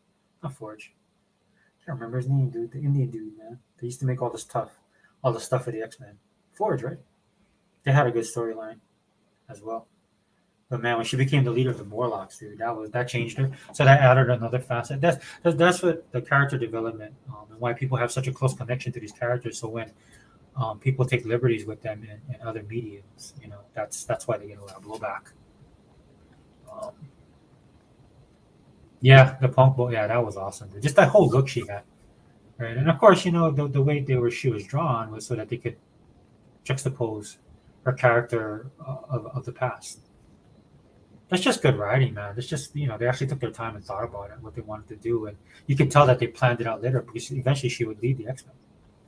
Because she beat Cyclops, right? It was kind of cool how she did it, right? If I remember correctly, right, she did that flip and then turned his visor out backwards so he couldn't use this thing. And of course, they weren't trying to kill each other, but that's just, to me, that's what I miss, man. That's that smart writing that I miss. Like you saw that in phases 1 through 3, a little bit more, right? Cool. Yeah, I give them credit though because artists never got paid much. Yeah, it was for the love of it, man. Just like with us as gamers. So we have such a visceral. Like you see that with Heba, man. When Heba goes on his rants, or even when you listen to Unlimited earlier, man, it's just like we put on all this stuff. We helped build this stuff.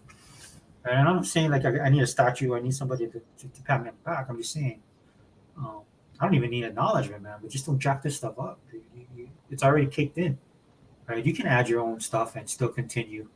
You can carry on the mantra, right? It doesn't have to be exactly. Like I tell people that all the time with the MCU, man. If I wanted to be picky, phases 1 through 3, they took a lot of liberties. The comic books and the characters. It's nothing. Some of it's nothing like the comic book, right? They would use the base of it, but the one thing I think Kevin Feige understood about the Marvel stuff is that there's a formula, and he used that formula. Like he didn't change the base, right? And then what he did was he added like certain ingredients to kind of give it a different taste and different flavor, but the base, that richness is still there. Is what he did. I don't know what the hell happened to Kevin Feige, man. I don't know why he lost his mind.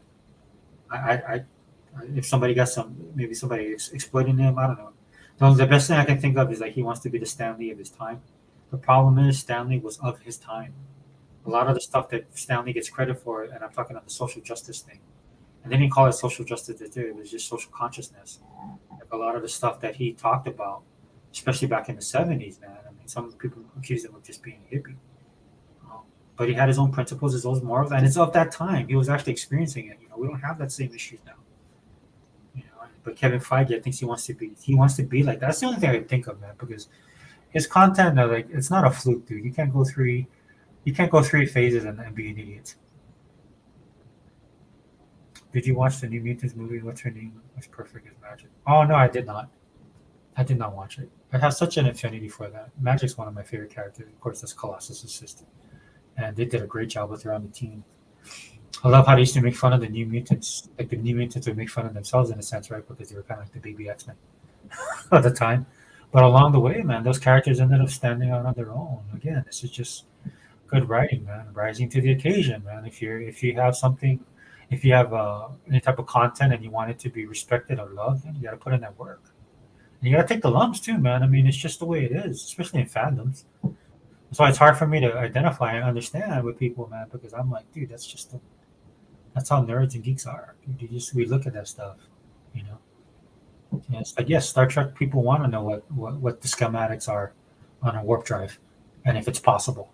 And if it's not possible, they'll take 5 hours to explain to you how it can be possible. But that's part of their fandom, and that's the thing that drives me nuts, Google, right? It's just like if you have to it'd be better if you acclimate yourself to them, as opposed to trying to change what they like or what I like. I'll just see myself as what I like to make you happy, because that's not going to work out for me at all. That's why it's so easy for me not to watch Marvel movies, right? Because they're not made for me. They're going for a certain target audience. Unfortunately for Disney, that target audience doesn't care and doesn't pay for their stuff. So, but they're like, yeah, Forrest, the Native American dude. Yeah, he was pretty cool.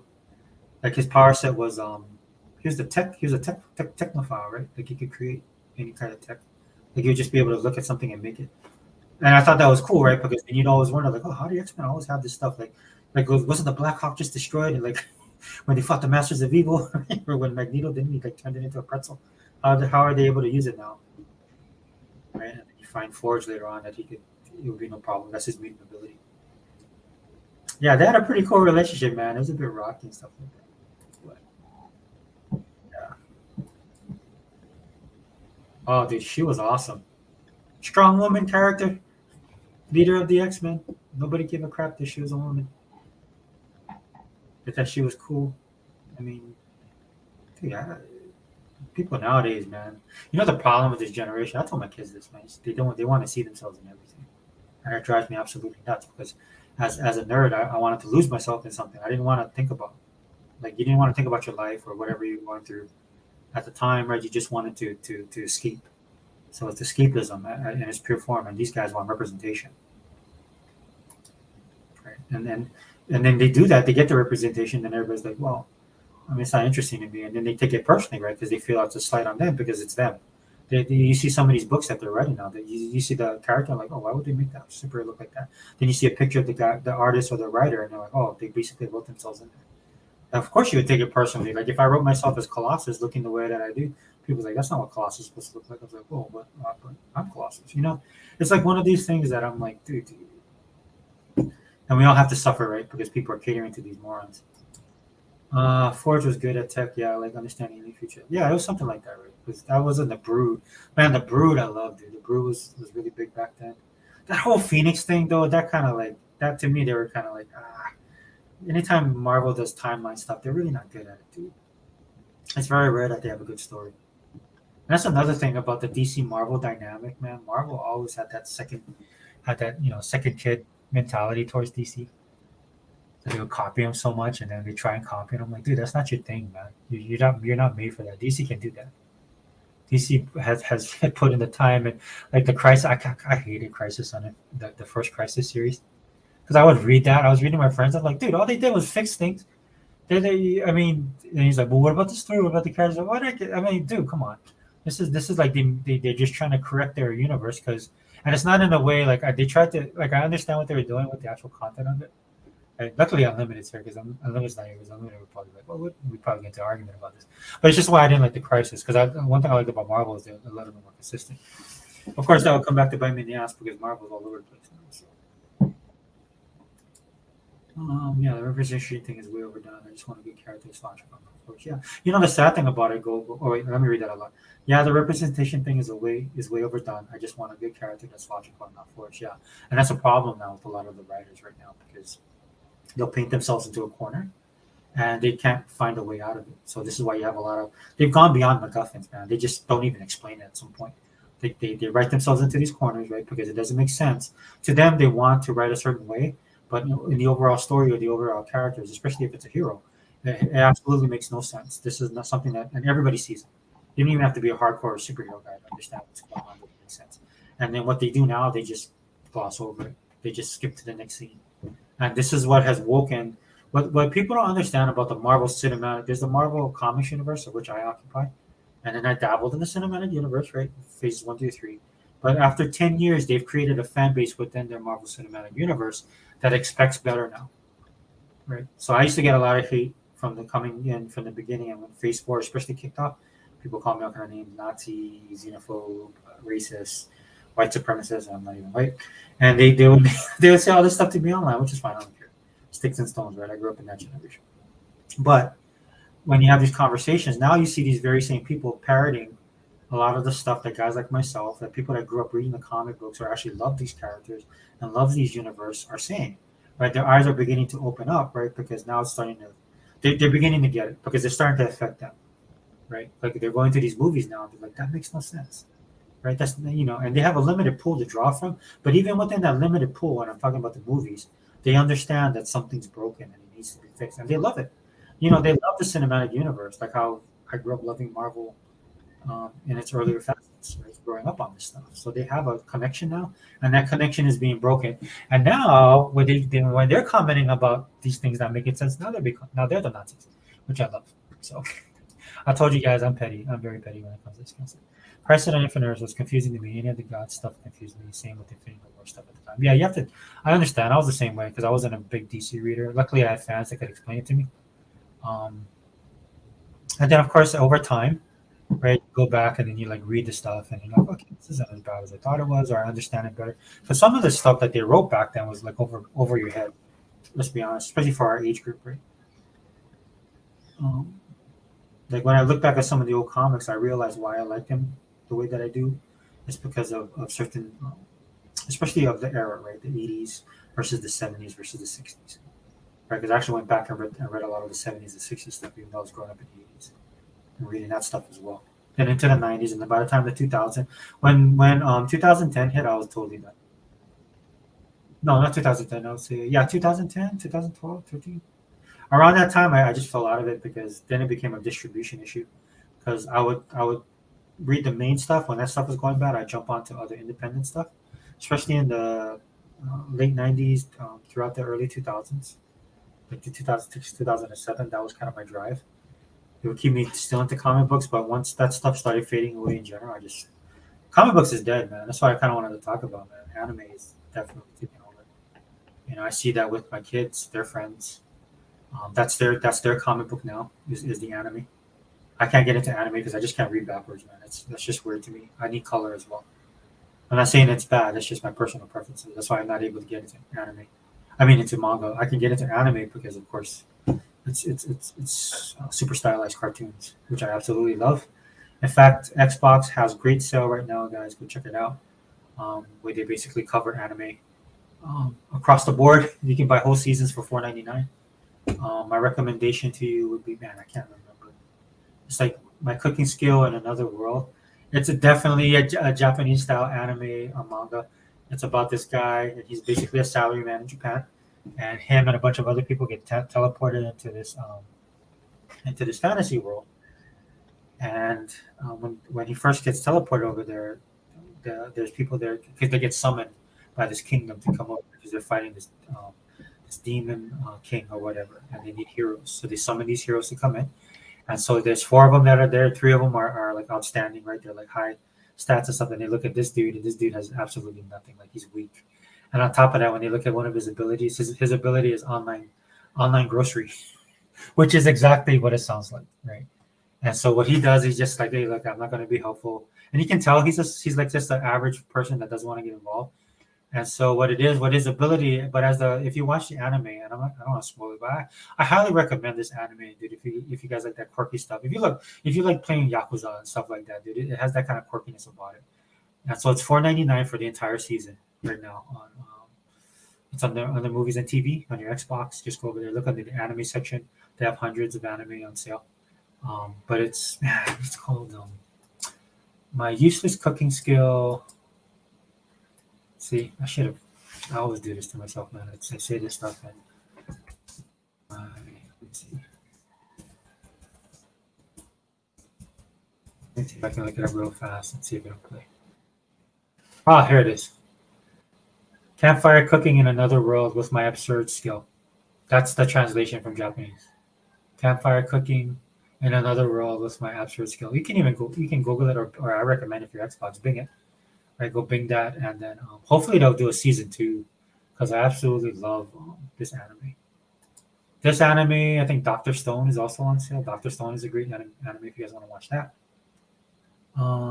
Infinity War. Oh, did you get it, Gogo? You know about that? Use this cooking skill. Okay. Yeah. Go check that out, dude. If you have Crunchyroll, it's on Crunchyroll, but I'm not sure if you have Crunchyroll. Because I watch Food Wars. Because I watch Food Wars and then other shows like that, this one popped up, and when I saw it, I watched the first episode. I was hooked, dude. I like that quirky stuff. This is what I mean when I say that I want my Japanese, like the games and stuff like that. I want my content to be like very Japanese. What is it? Infinity War was time I stopped collecting comics in that time. Yeah, I'm like you, Gogo. I was not far behind. The only thing kept me going was the indie scene. There's some really cool indie comics that was coming up. That was kind of a throwback. A lot of those titles back then was kind of a throwback to the Golden Age and Silver Age. Sorry, guys. Then that even predated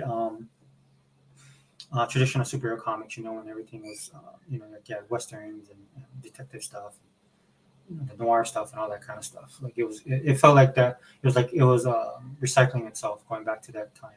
Because you had people where what was happening is like it was a book that didn't have to be anything about superheroes, because that's the space that I occupy.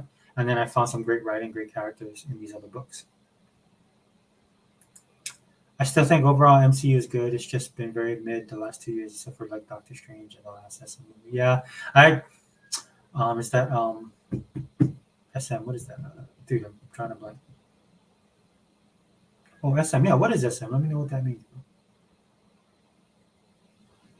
Yeah, I checked out. One of the problems I'm having, Google, is, and this is kind of my thing too, is that they're not going in the direction that I think they should be going. I know that sounds a little bit elitist, like, oh, I'm better than them. It's not that. It's just it would make more sense to me if they went cosmic. dude, you just can't snap off an entire. And I talked about this in detail. I won't do it again in this one, but it does make absolutely no sense to me that you snap the entirety of the galaxy off, and there's not consequences to that. Which I think that Captain Marvel, some people were saying that they tried to address that issue, right? But I mean, we should be, the Avengers should be in space at some point doing stuff, or people should be visiting us on Earth to see what was going on, because this is where everything went down, was on Earth. But because of the choices the Avengers made, or the heroes here made, it had ramifications for the entirety of the universe. One of the examples I used is was the Kree Skrull War, right? Because supposedly they were in their treaty, but if half their population, and I'm pretty sure that the snapping, well, what you could do as a writer is you could write the snap as in like in percentages, right? Not like 50% across the board, right? I'm pretty sure that would add, that you could do it that way, and then explain that, and you'd have years of writing material. The problem is do you have any good writers? That's the main problem. I agree that they force all the social justice stuff, especially since the pandemic. Yeah. It's one thing if you want to say something to somebody and just and speak to them about it. It's another thing if you want them and you want them to listen. It's another thing if you want to force it on them, right? And that's what they're doing. And it's Katie bar the door, man. No consistency needed. No entertainment definitely needed. None of that stuff. It's all about like there's this guy I follow called Critical Drinker, and he says that it's called the message. The way he says the message, and that's what it is. And everybody's getting keen to it, right? Because it's affecting everybody's enjoyment of the content that you've invested so many times. So a lot of these guys that used to hate on people like me are getting a taste of their own medicine right now, right? Because they didn't want to believe. And to some extent, I understand why, but they were just as hateful and vitriolic. So it's funny to see it happening to them right now, because they realize their eyes are open. They're like, hey man, this is actually not good. What's that name? Well, what's the name? Oh, for which one to go? I'm sorry. Oh yeah, that's it. It's campfire cooking in another world with my absurd skill. Just something off the beaten path, something a little bit more fresh. They do tropes of other anime and stuff like that, but it's just in the characters and some of the just the pacing of it is amazing to me. Oh, Spider-Man. Yeah, I didn't get to watch the newest one. I was waiting for my kids, but I think they've dropped off. My son, after Doctor Strange, that's the only reason I went to watch Doctor Strange, because my kids wanted to watch it. And after that, they were like, "Wow, that was pretty bad." I was like, "Yeah." Got some kind of good ideas, but when you have a Doctor Strange movie and your focal point's not Doctor Strange, that's not a good sign.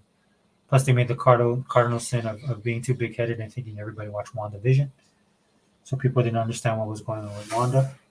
Of course, in the comic books, right, we have the resource of putting a little asterisk and letting people know, hey, if you want to know what's going on here, go back to, like, if you're reading an Avengers comic, and Spider-Man's in there, it's like, if you want to know what's going on, go back to Peter Parker, the Spectacular Spider-Man 121 through 122, right? That's what the comic books used to do.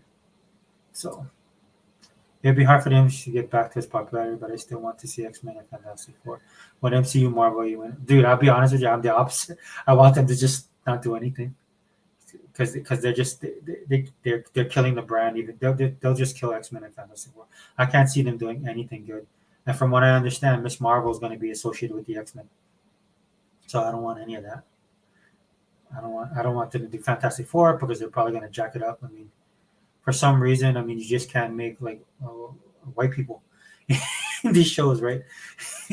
They want representation. I mean, the guy that they want to play, Reed Richards, I love him as an actor. He plays the Mandalorian. I think he was awesome in the Mandalorian, dude. I just can't see him as Reed Richards. And then a lot of people was like, "Oh, you just can't see past the race." I'm like, dude, I don't know. This is what tells me, you guys, comics are a visual art, and if you put in the time in the comic books like I did, dude, it's hard to see past what that character to be. It's just like I don't want like a Hawaiian playing like I don't want The Rock playing Colossus, right? The Rock's has the body to look like a Peter Rasputin, but he's not Peter Rasputin. He has the height to play like a human form. So when you have somebody that big and they transform into Colossus, right? Like the dude that they got to play Colossus in the X-Men movies, he's not Russian, right? In fact, there's a story about him having a hard time with the Russian thing. That's why you don't really hear.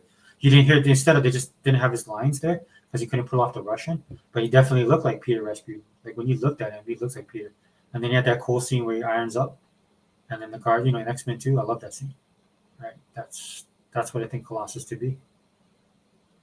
Right? Like he's not Russian, but he looks like it.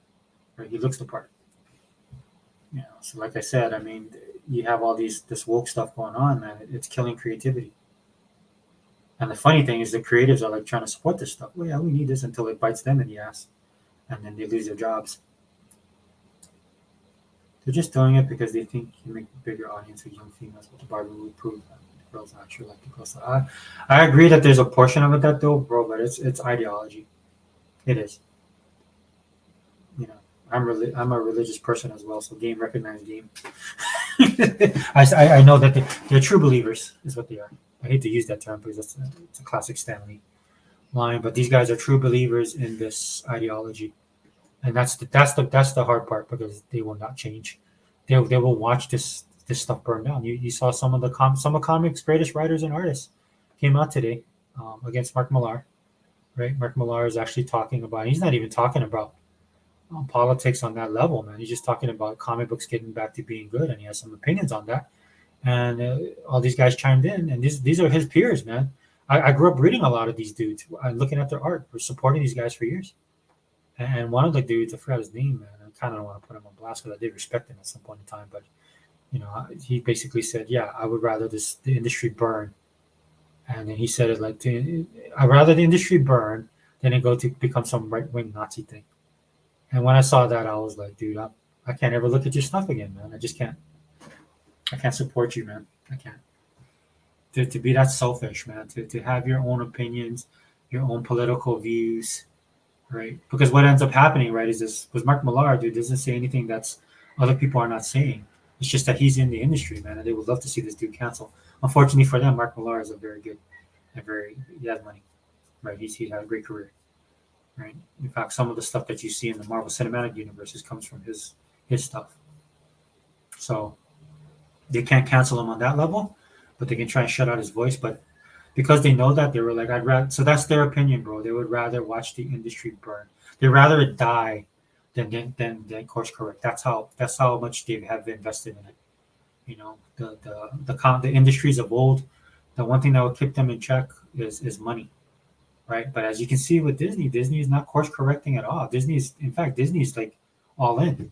Disney's like they're quadrupling now, right? Because in order for Disney to correct the direction they're going and to stop, their stock price has been lowest it's ever been. They're in big trouble, man. Bankruptcy is a real thing, and you have all these clueless people in charge, and then you have a staff of people and creatives that work there that are just absolutely leftist, toxic guys. They just are, and they have that same mentality. So I wouldn't be surprised if this stuff just dies.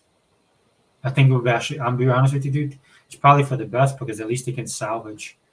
And then years from now, come back and hopefully when better when cooler heads prevail, past all this stuff, right? Because you see this stuff collapsing all around.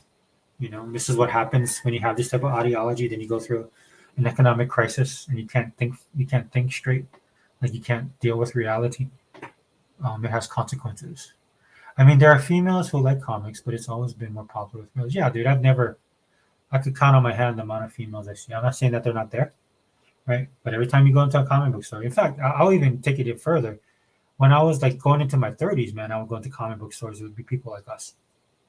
You wouldn't even see young kids in there, very few. And then that's why the comic industry had Free Comic Book Day to draw young readers. And then that's why you see the comic books would be more geared towards these kids, right? Because they wanted to because they know they have to increase that fan base, but it just wasn't happening. So there's a lot of things that comic books needed to do. I think at that time, I think that was a step in the right direction. I don't know how successful it was, but there's some things that they needed to do to ensure the next generation, right? Because they had a built-in audience with us, but that wasn't the case. That wasn't the case with that new generation. And now I don't know who they're speaking to. They're speaking to a bunch of people who are just not fans of comic books. Now, if it'd be one thing, I would definitely I would raise the white flag and admit defeat, man. If these dudes actually showed up and bought like how we did back in the day, man, and became fans of this stuff, right? But they don't even read this stuff. I don't know if you know this comedian Bill Burr, and he has a skit where he's talking about the WNBA and why Like he talks about the problems with the WNBA. You can take what he says in that skit. It's on YouTube if you want to check it out, dude. But what he says in that skit is basically can be applied to any type of specific genre-driven thing in pop culture right now. Doctor Strange movie has some of the best special effects of any MCU. I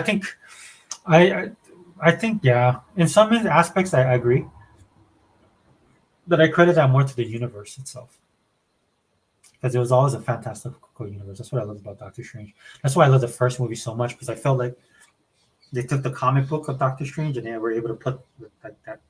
What made it great on the screen. I'm not saying it was 100%, but it was pretty awesome. I loved it. The mirror universe and stuff like that. A lot of people say, "Oh, I forgot the name of that movie." Inception did that. I'm like, not like that, dude. You have these dudes like having combat, dude, and just when they went to the multiverses and the universe, the cosmos, the multiverse. That's eighth grade right there, 100% Doctor Strange. And the ending of Doctor Strange is so awesome to me, right? Marvel gets accused of being formulaic. Dormammu was a really big, popular foe for Doctor Strange, and to me, when I watched that ending, that was awesome the way they did it. Because it was like something outside the box. Like you can tell the dude that whoever was, they had their thinking caps on with that one. Then that's why when I watched Doctor Strange 2, it's so hard because number one, he's not the focus of it, right? It would have been great to see him with Doctor Strange. It would have been great to see him pursue the storyline that they left you hanging with on number one, where you actually had what's his name? My old bro, I can't think of his name, but the guy that was his teacher and his friend, and then they ended up becoming enemies. And I love the way he turned. Right, it was a great turn for him to go to the villain, right? Because he felt lied to, because he believed so strongly, like the Ancient One, right? So he felt betrayed by the Ancient One, and then he turns but it's all on principle, right? So on that sense, it's not something you wouldn't think could happen, but it did. I get what you mean, though. I kind of hope they might just end it too, because they are kind of very generic now. Yeah, and it didn't have to be that way. They could have brought up other characters as well. Like for me, I really was hoping to do more of a Defenders or the gritty, like what DC does on their universe. One thing I always respected is like you have your Green Arrows and stuff like that, right?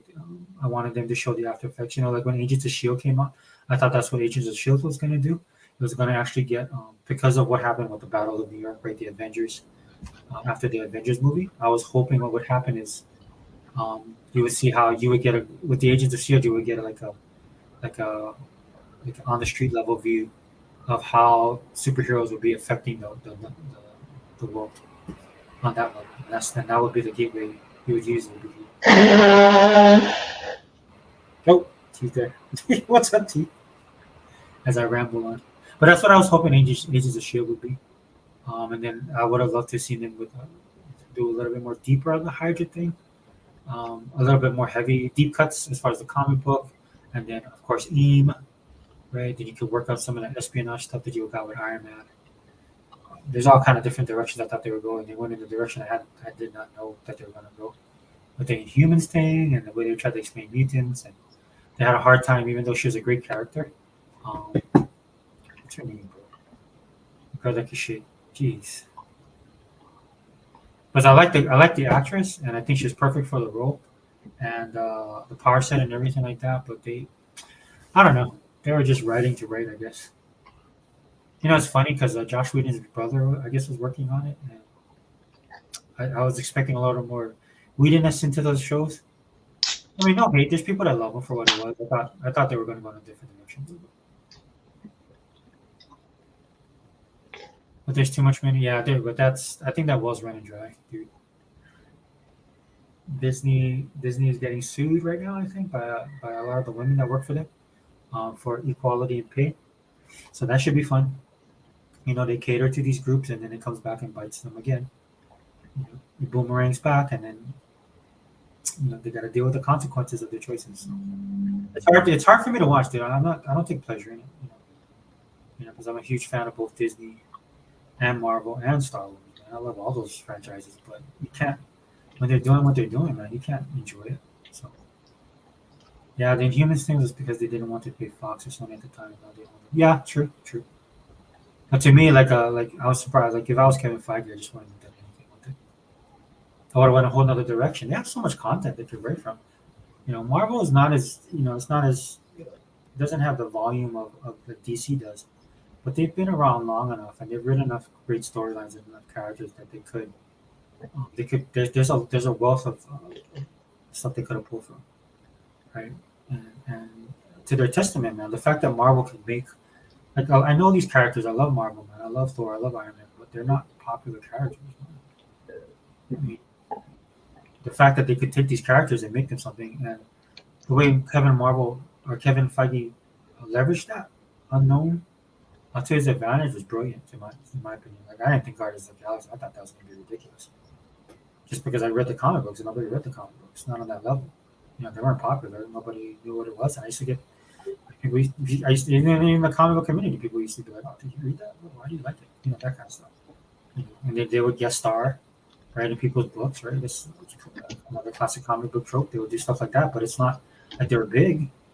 I just thought they were so awesome because it's something that was new. It's fantastical. Again, I was reading a lot of Doctor Strange, and there's stuff that I went down this path. Like I do that with my gaming too, like with the indie games, man. It's like these games are the best games. But, it's about the journey sometimes. Not just about getting to the end. Oh, Fox, not Spider-Man. Oh yeah. Dude, Sony, man, that'll be interesting to see what happens in the next couple of years. Marvel used to be they used to shut their stuff, man, but now Sony has it. It's in their ballpark. It's in their ballpark right now. My favorite one is probably man, I don't know. That's hard. What MCU movie did you like the most? It's funny. I just watched Avengers again because I was having a hard time sleeping, and it made me realize how great that movie was. Let's just watch it again. I don't know, dude. I can't say if I have a favorite one. I mean, if I have to say anything, probably the first Avenger, Captain America. But I loved Iron Man too. Or Iron Man. I like all three movies. Iron Man 1, of course, would probably be. But I loved Iron Man 2, dude. People think I'm nuts, but I love it because of the way that you get an insight into, it's Robert Downey Jr. You get to see a lot bit more of his acting prowess, but then it's just the character, the layers that they added onto the character. Not much, but one of my favorite scenes is when he creates that new element, and then he puts everything into the hologram. That's what we're waiting on, right? That's what we want. Avengers definitely. And then the whole Infinite. I like the way they wrapped it up because I was really impressed. There were so many threads that they had to wrap up, and they took the easy out on some things, but just the overall, like some of the calls to the older movies or to the movies that came before that, and the way they tied it in up. I didn't have a problem with. That's why I didn't have a problem with like Fat Thor. I didn't think it was written out of convenience, but I do think that it was written for the sense of you couldn't have all the people being that powerful, so they had to make sacrifices here and there. Now, I didn't like the fact that they did that too. There's the rumors of them doing that so that they could introduce Captain Marvel and make her the big lead. I absolutely hate that. I think that's stupid. In fact, as you can see, they changed that up a little bit, right? Because you don't have just on the basic fact that you don't have an affinity to who the character is. Plus, I know the character from the comic book. She's never been popular. Captain Marvel was popular.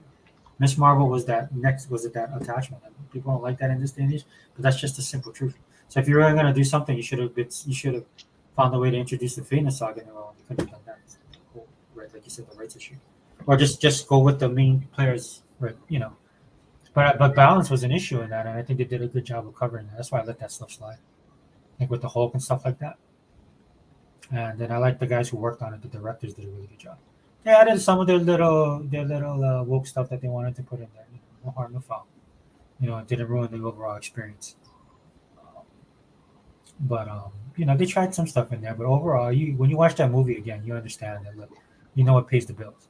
What pays the bills is that's the action, the characters that people have come to love, and the writing. Look, it's not Shakespeare, guys. I'm not saying that. I'm just saying. At least they were consistent, and they realized they kept it consistent across the board, and they actually did some good writing. In my opinion. All right, dude. But that's pretty much all I wanted to talk about. I know this is kind of an off day to do it. T, do you want to say anything before we roll out? No, you pretty much covered everything. Yeah, sorry. I just wanted to do the stream, man, because I wanted to talk about. Actually, this stuff I wanted to talk about for a while. I just haven't had the time. The only reason I'm doing this, man, is I went back to therapy, so I can't really do much. Um, so I thought, oh, I'll do a stream, man, because the chair I use, the office chair that I have on my computer, actually has a built-in lumbar support. So it feels good to sit on this thing. So I was gonna sit on here, and I was like, I'll just do a podcast, man. It'll be good for my back because my back is tight. Yeah. So that's another thing too, T, man. I'm kind of limited by my. Oops, sorry. I am a bit limited by my.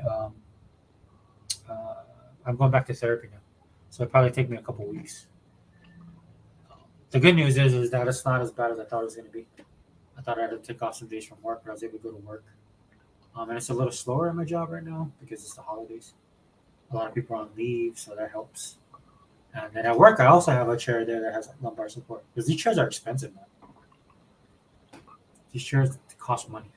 That's why I have this one that I have now. I bought this one because it was back then when I bought this chair. It wasn't as expensive because I wasn't a Focus.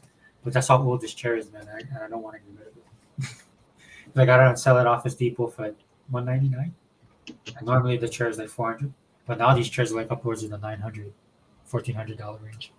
So I'm like, yeah, that's not gonna work out for me.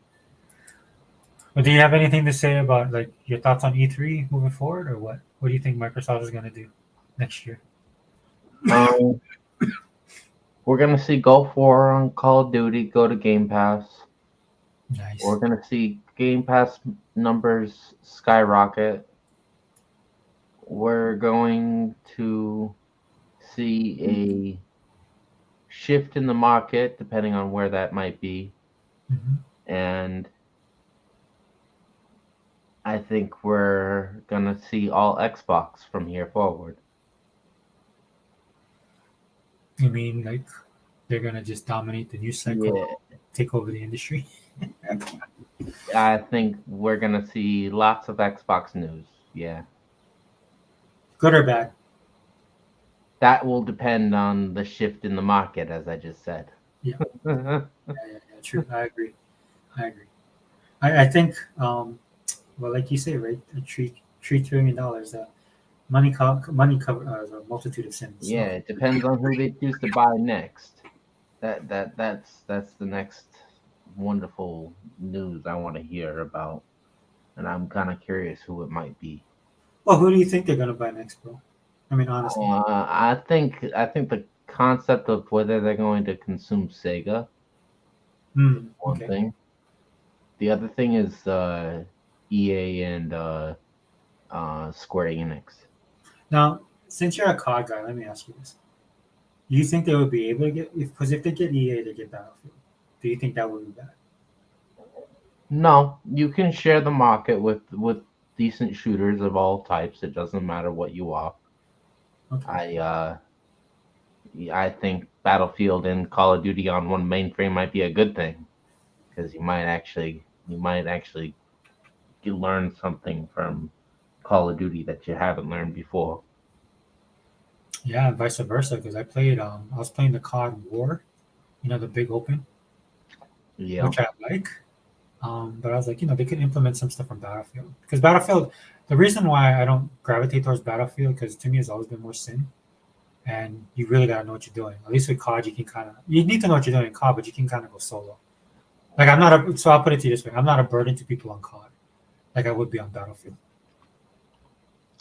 because it's a team type thing, right? So I feel like every time I play Battlefield, I'm like, man, I'm not good enough to play this game. I'm not into it, like Like it took me forever to realize, oh yeah, you know what I can do? I can spawn next to this dude. I had no idea you could do that in Battlefield. So, and I haven't played the game in a while, so I don't know how many changes they went through. So a lot. Yeah.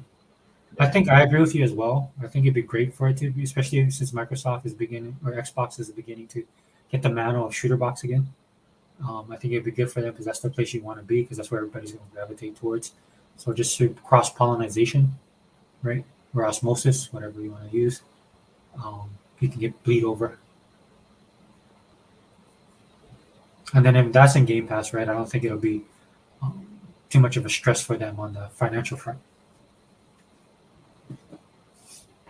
I don't know. That's just my thoughts.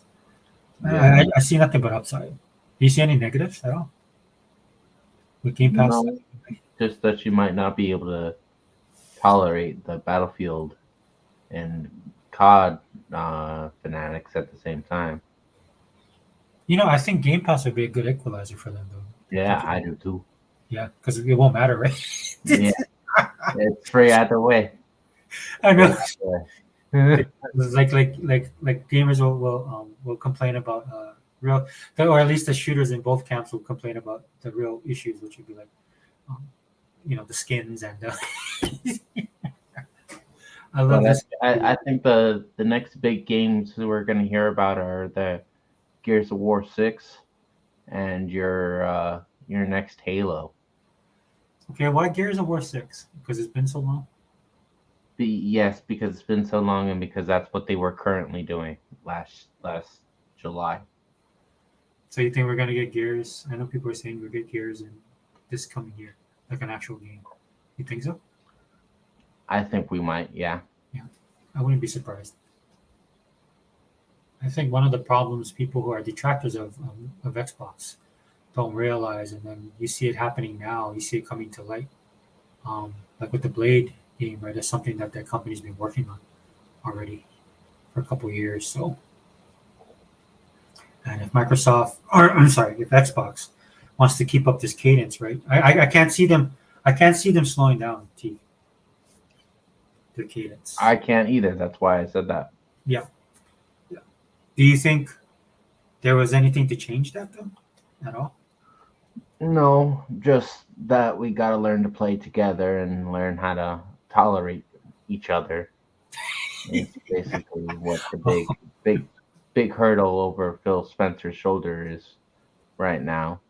Because right now you're about to see a bunch of PC fanatics reach console fanatics, and that's not going to be a very, very happy place for very long. So. But we've been dealing with it for so long, right? That it's Yeah, we have, and that's a good thing, and that just that's a shows good. how tolerable we are. But I'm just saying we're going to see it in a lot more bigger volume now that Activision is now consumed by Microsoft. Because I don't think the problem is between PC gamer and console gamer. I think the problem is actually just Xbox and PlayStation. Because the PC gamers, So you just think it's the bots and the ponies that cause the problem? yeah, because I know a lot of PC guys, they don't care. Okay. I mean, I'll say it to you this way: it's the PC guys who were console before. You know what I'm saying? Or they own one console, or like if they own a PlayStation and a PC, right? Because it's weird to me to talk to somebody that's talking to me about how great PC is, and then I see like an anime avatar in their in their profile, and then I'll click on that thing, and it's just like they have the tropes of somebody that's a weeaboo. I'm just gonna be honest, right? So I'm not saying like I think with PC, I think that's more of a problem within the PC community. Do you think I'm wrong? Like PC gamers that are real PC gamers dealing with pseudo PC gamers. Do you think that's a fair assessment or no? Well, I think the real PC gamers are the main cause of the issue, and not the console gamers themselves. Oh, really? Like in which way though? In which way? In the hardcore way. You mean like for what, like maybe cheating or modding? For modding and hacking and all that kind of stuff. Yeah. Yeah. I see that. Yeah, I can see that. And I don't know what the fix would be either, if I'm being honest. Not allow the software to be valuable no more. Just kill the software. Yeah. You know it's weird, man, because you play certain. Like I told you, I've been playing Warhammer, Dark Tide, and a lot of people on there are on PC, and I can tell because they type to you, and I can't because I have a controller, right? I don't like typing on my controller. So my thing, I know they know right away I'm a cunt because I just put GG. I'll do that. I'll type that in.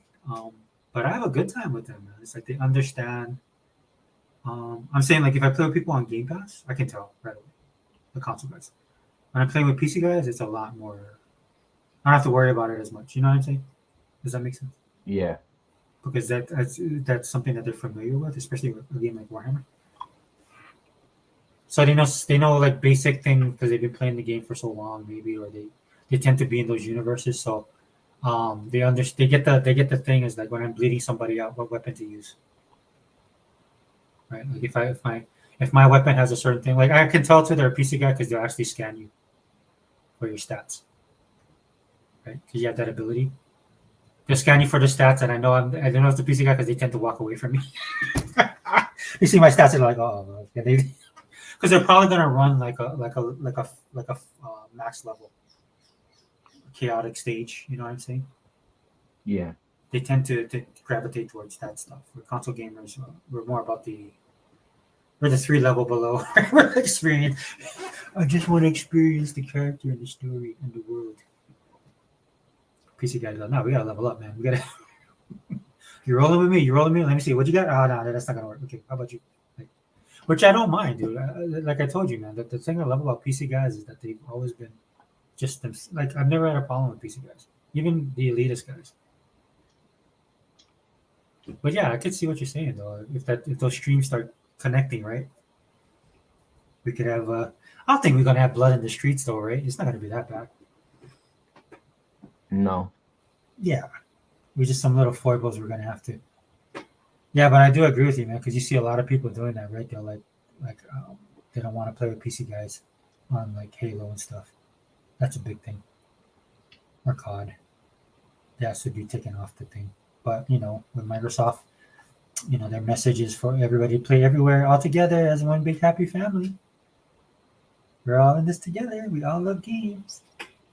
No matter where you decide to play,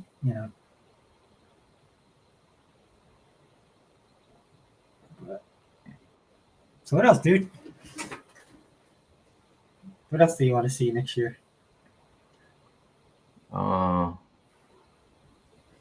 Fable. Ah, dude.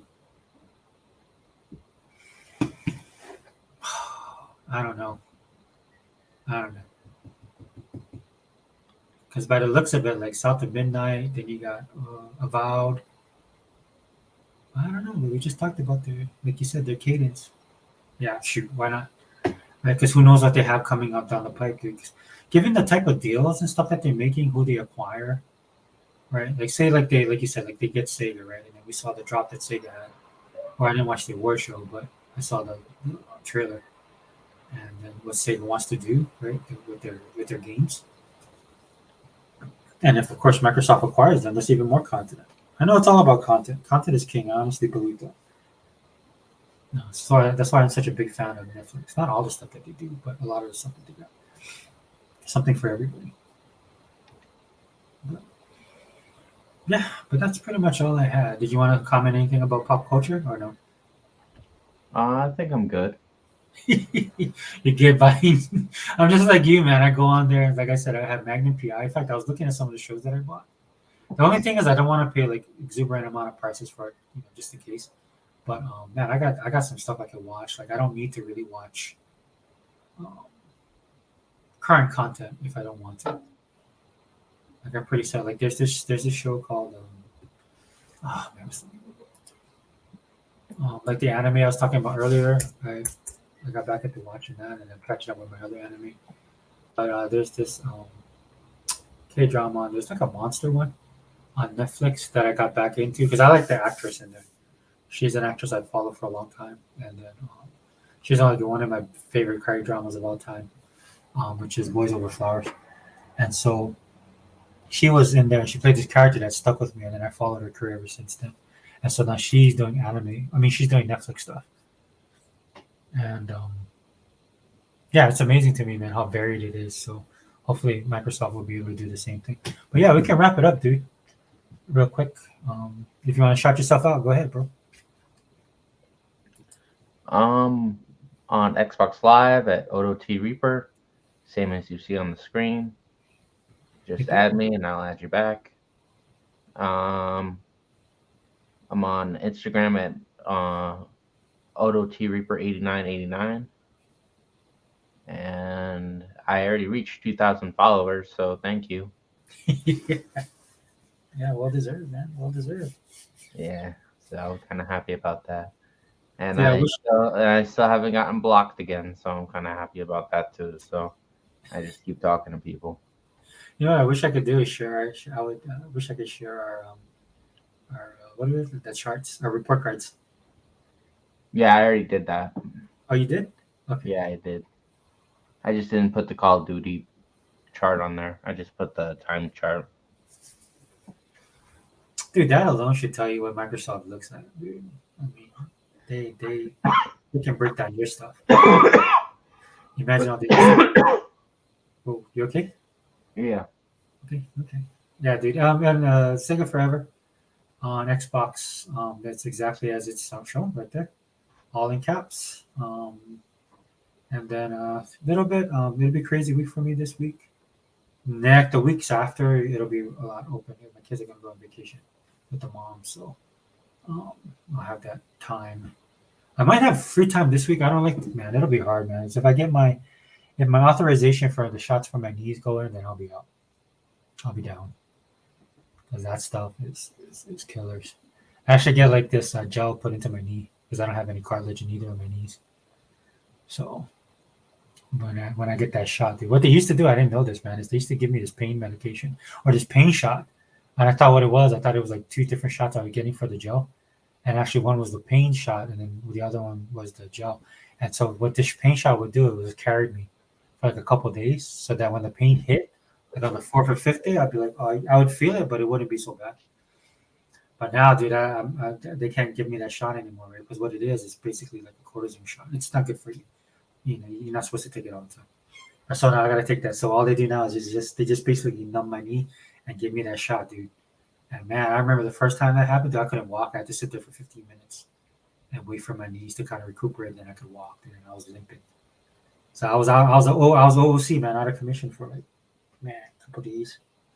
So that might happen to you. So and then when it happens when I have these problems, I can't really play games, man, because I gotta like sit there or lay there and change positions all the time. So we'll see, man. Yeah. What are you gonna play today? I'm gonna try to play Call of Duty with my friend. I bought him Call of Duty for Christmas, so Okay, I got it. I'm waiting to play with him. And All right. Wait, what are you guys gonna play? Just multiplayer? just multiplayer, yeah. Okay, if I see you, bro, I'll jump in. How about that? Like, Okay. I'll Yeah, try and jump on. that's what I plan to do, and then I was also gonna play some Halo. Yeah, I gotta get, man. So I told you about the download, right? The Yeah. 200 gig one. Yeah, dude, that was ridiculous, man. It was so bad. Like I said, man, that's all I did last week, dude. I just constantly left my Xbox on. I'm surprised. I gotta check. I was checking it and everything, but I just leave it on and let it load, let it update. And then I have one of these things like the Xbox would actually tell me, it's not bad my network is. Xbox would tell me, oh, if you're playing something, just turn that off and you have a faster download. Because it would stop, the download would stop. So, yeah, I'm in the Pacific Ocean, in the middle of the ocean. So it's one of the reasons why too, like it's easier, like I gravitated towards like Warhammer and stuff like that. The networking stuff isn't as bad. Like when we play COD and stuff, I don't know. It's kind of better. So we'll see. They're supposedly upgraded our service so they could charge us more. So, so maybe Hawaii is finally stepping up. We'll see. But yeah, dude, that's all we have to say for now, guys. Let me shout out the chat, man. For those of you guys who join us, you guys know how we do these podcasts, man. They're kind of old. T, I'll have a better format, man, for us. I'll email it to you or send it to you, the format, and then we'll cover it that way going forward. And then whoever jumps in, jumps in. But Toolman was here. Thanks, Toolman, bro. Always good to see you. NWO Prime, the man, the myth, the legend. Like Prime, if you want to be on, dude. Actually, if any of you guys want to be on, just let me know. Thanks for stopping in, Prime, man. Miss you, brother. 100 was in here. 100, I'll catch up with your stuff. Probably tomorrow, man. Your podcast. And then it's like Gogo, man. Always good to hear from Gogo. Gogo, man. If you see us online, just message us. You know what I gotta do, T? I gotta go in and click your thing. Because I see when he bought and Sega Man's online, and my daughter. So I guess I gotta, just because we're friends, I guess I gotta save you or set you in a category then, right? That's Sounds what I'll about do. right. I'll go click on your thing, and then so when you pop up, I can see you, so I know like, oh, okay, I can jump in, or I can see what you're up to, and then I can jump in if you're playing. Hebot, of course, was here. Thanks for his information. Oh, Fireboss, man, I forgot to. Fireboss, man, just tell me next time, dude. I'll send you the link. I'm sorry. Unlimited, yeah, he jumped in, and Zobi was here, dude. Zobi, again, I gotta do a podcast with you. I don't like the way we talked about Nintendo, but we just gotta be honest, dude. But we can do a podcast and you can give your opinion. I'm down for that. Dion Hayes, bro, thanks for stopping in. I know he's on Unlimited's podcast too. Great commentary, brother. Global poll, yeah. Sorry, guys, I just want to make sure I don't forget. All right, that's it. That's it. We're done. All right, guys. So just be stand by for the next podcast. I don't know when that's gonna be. It's kind of crazy time for me, man. But if I don't see you guys by Christmas, man, hopefully you guys have a good Merry Christmas, man, and a Happy New Year. But we out.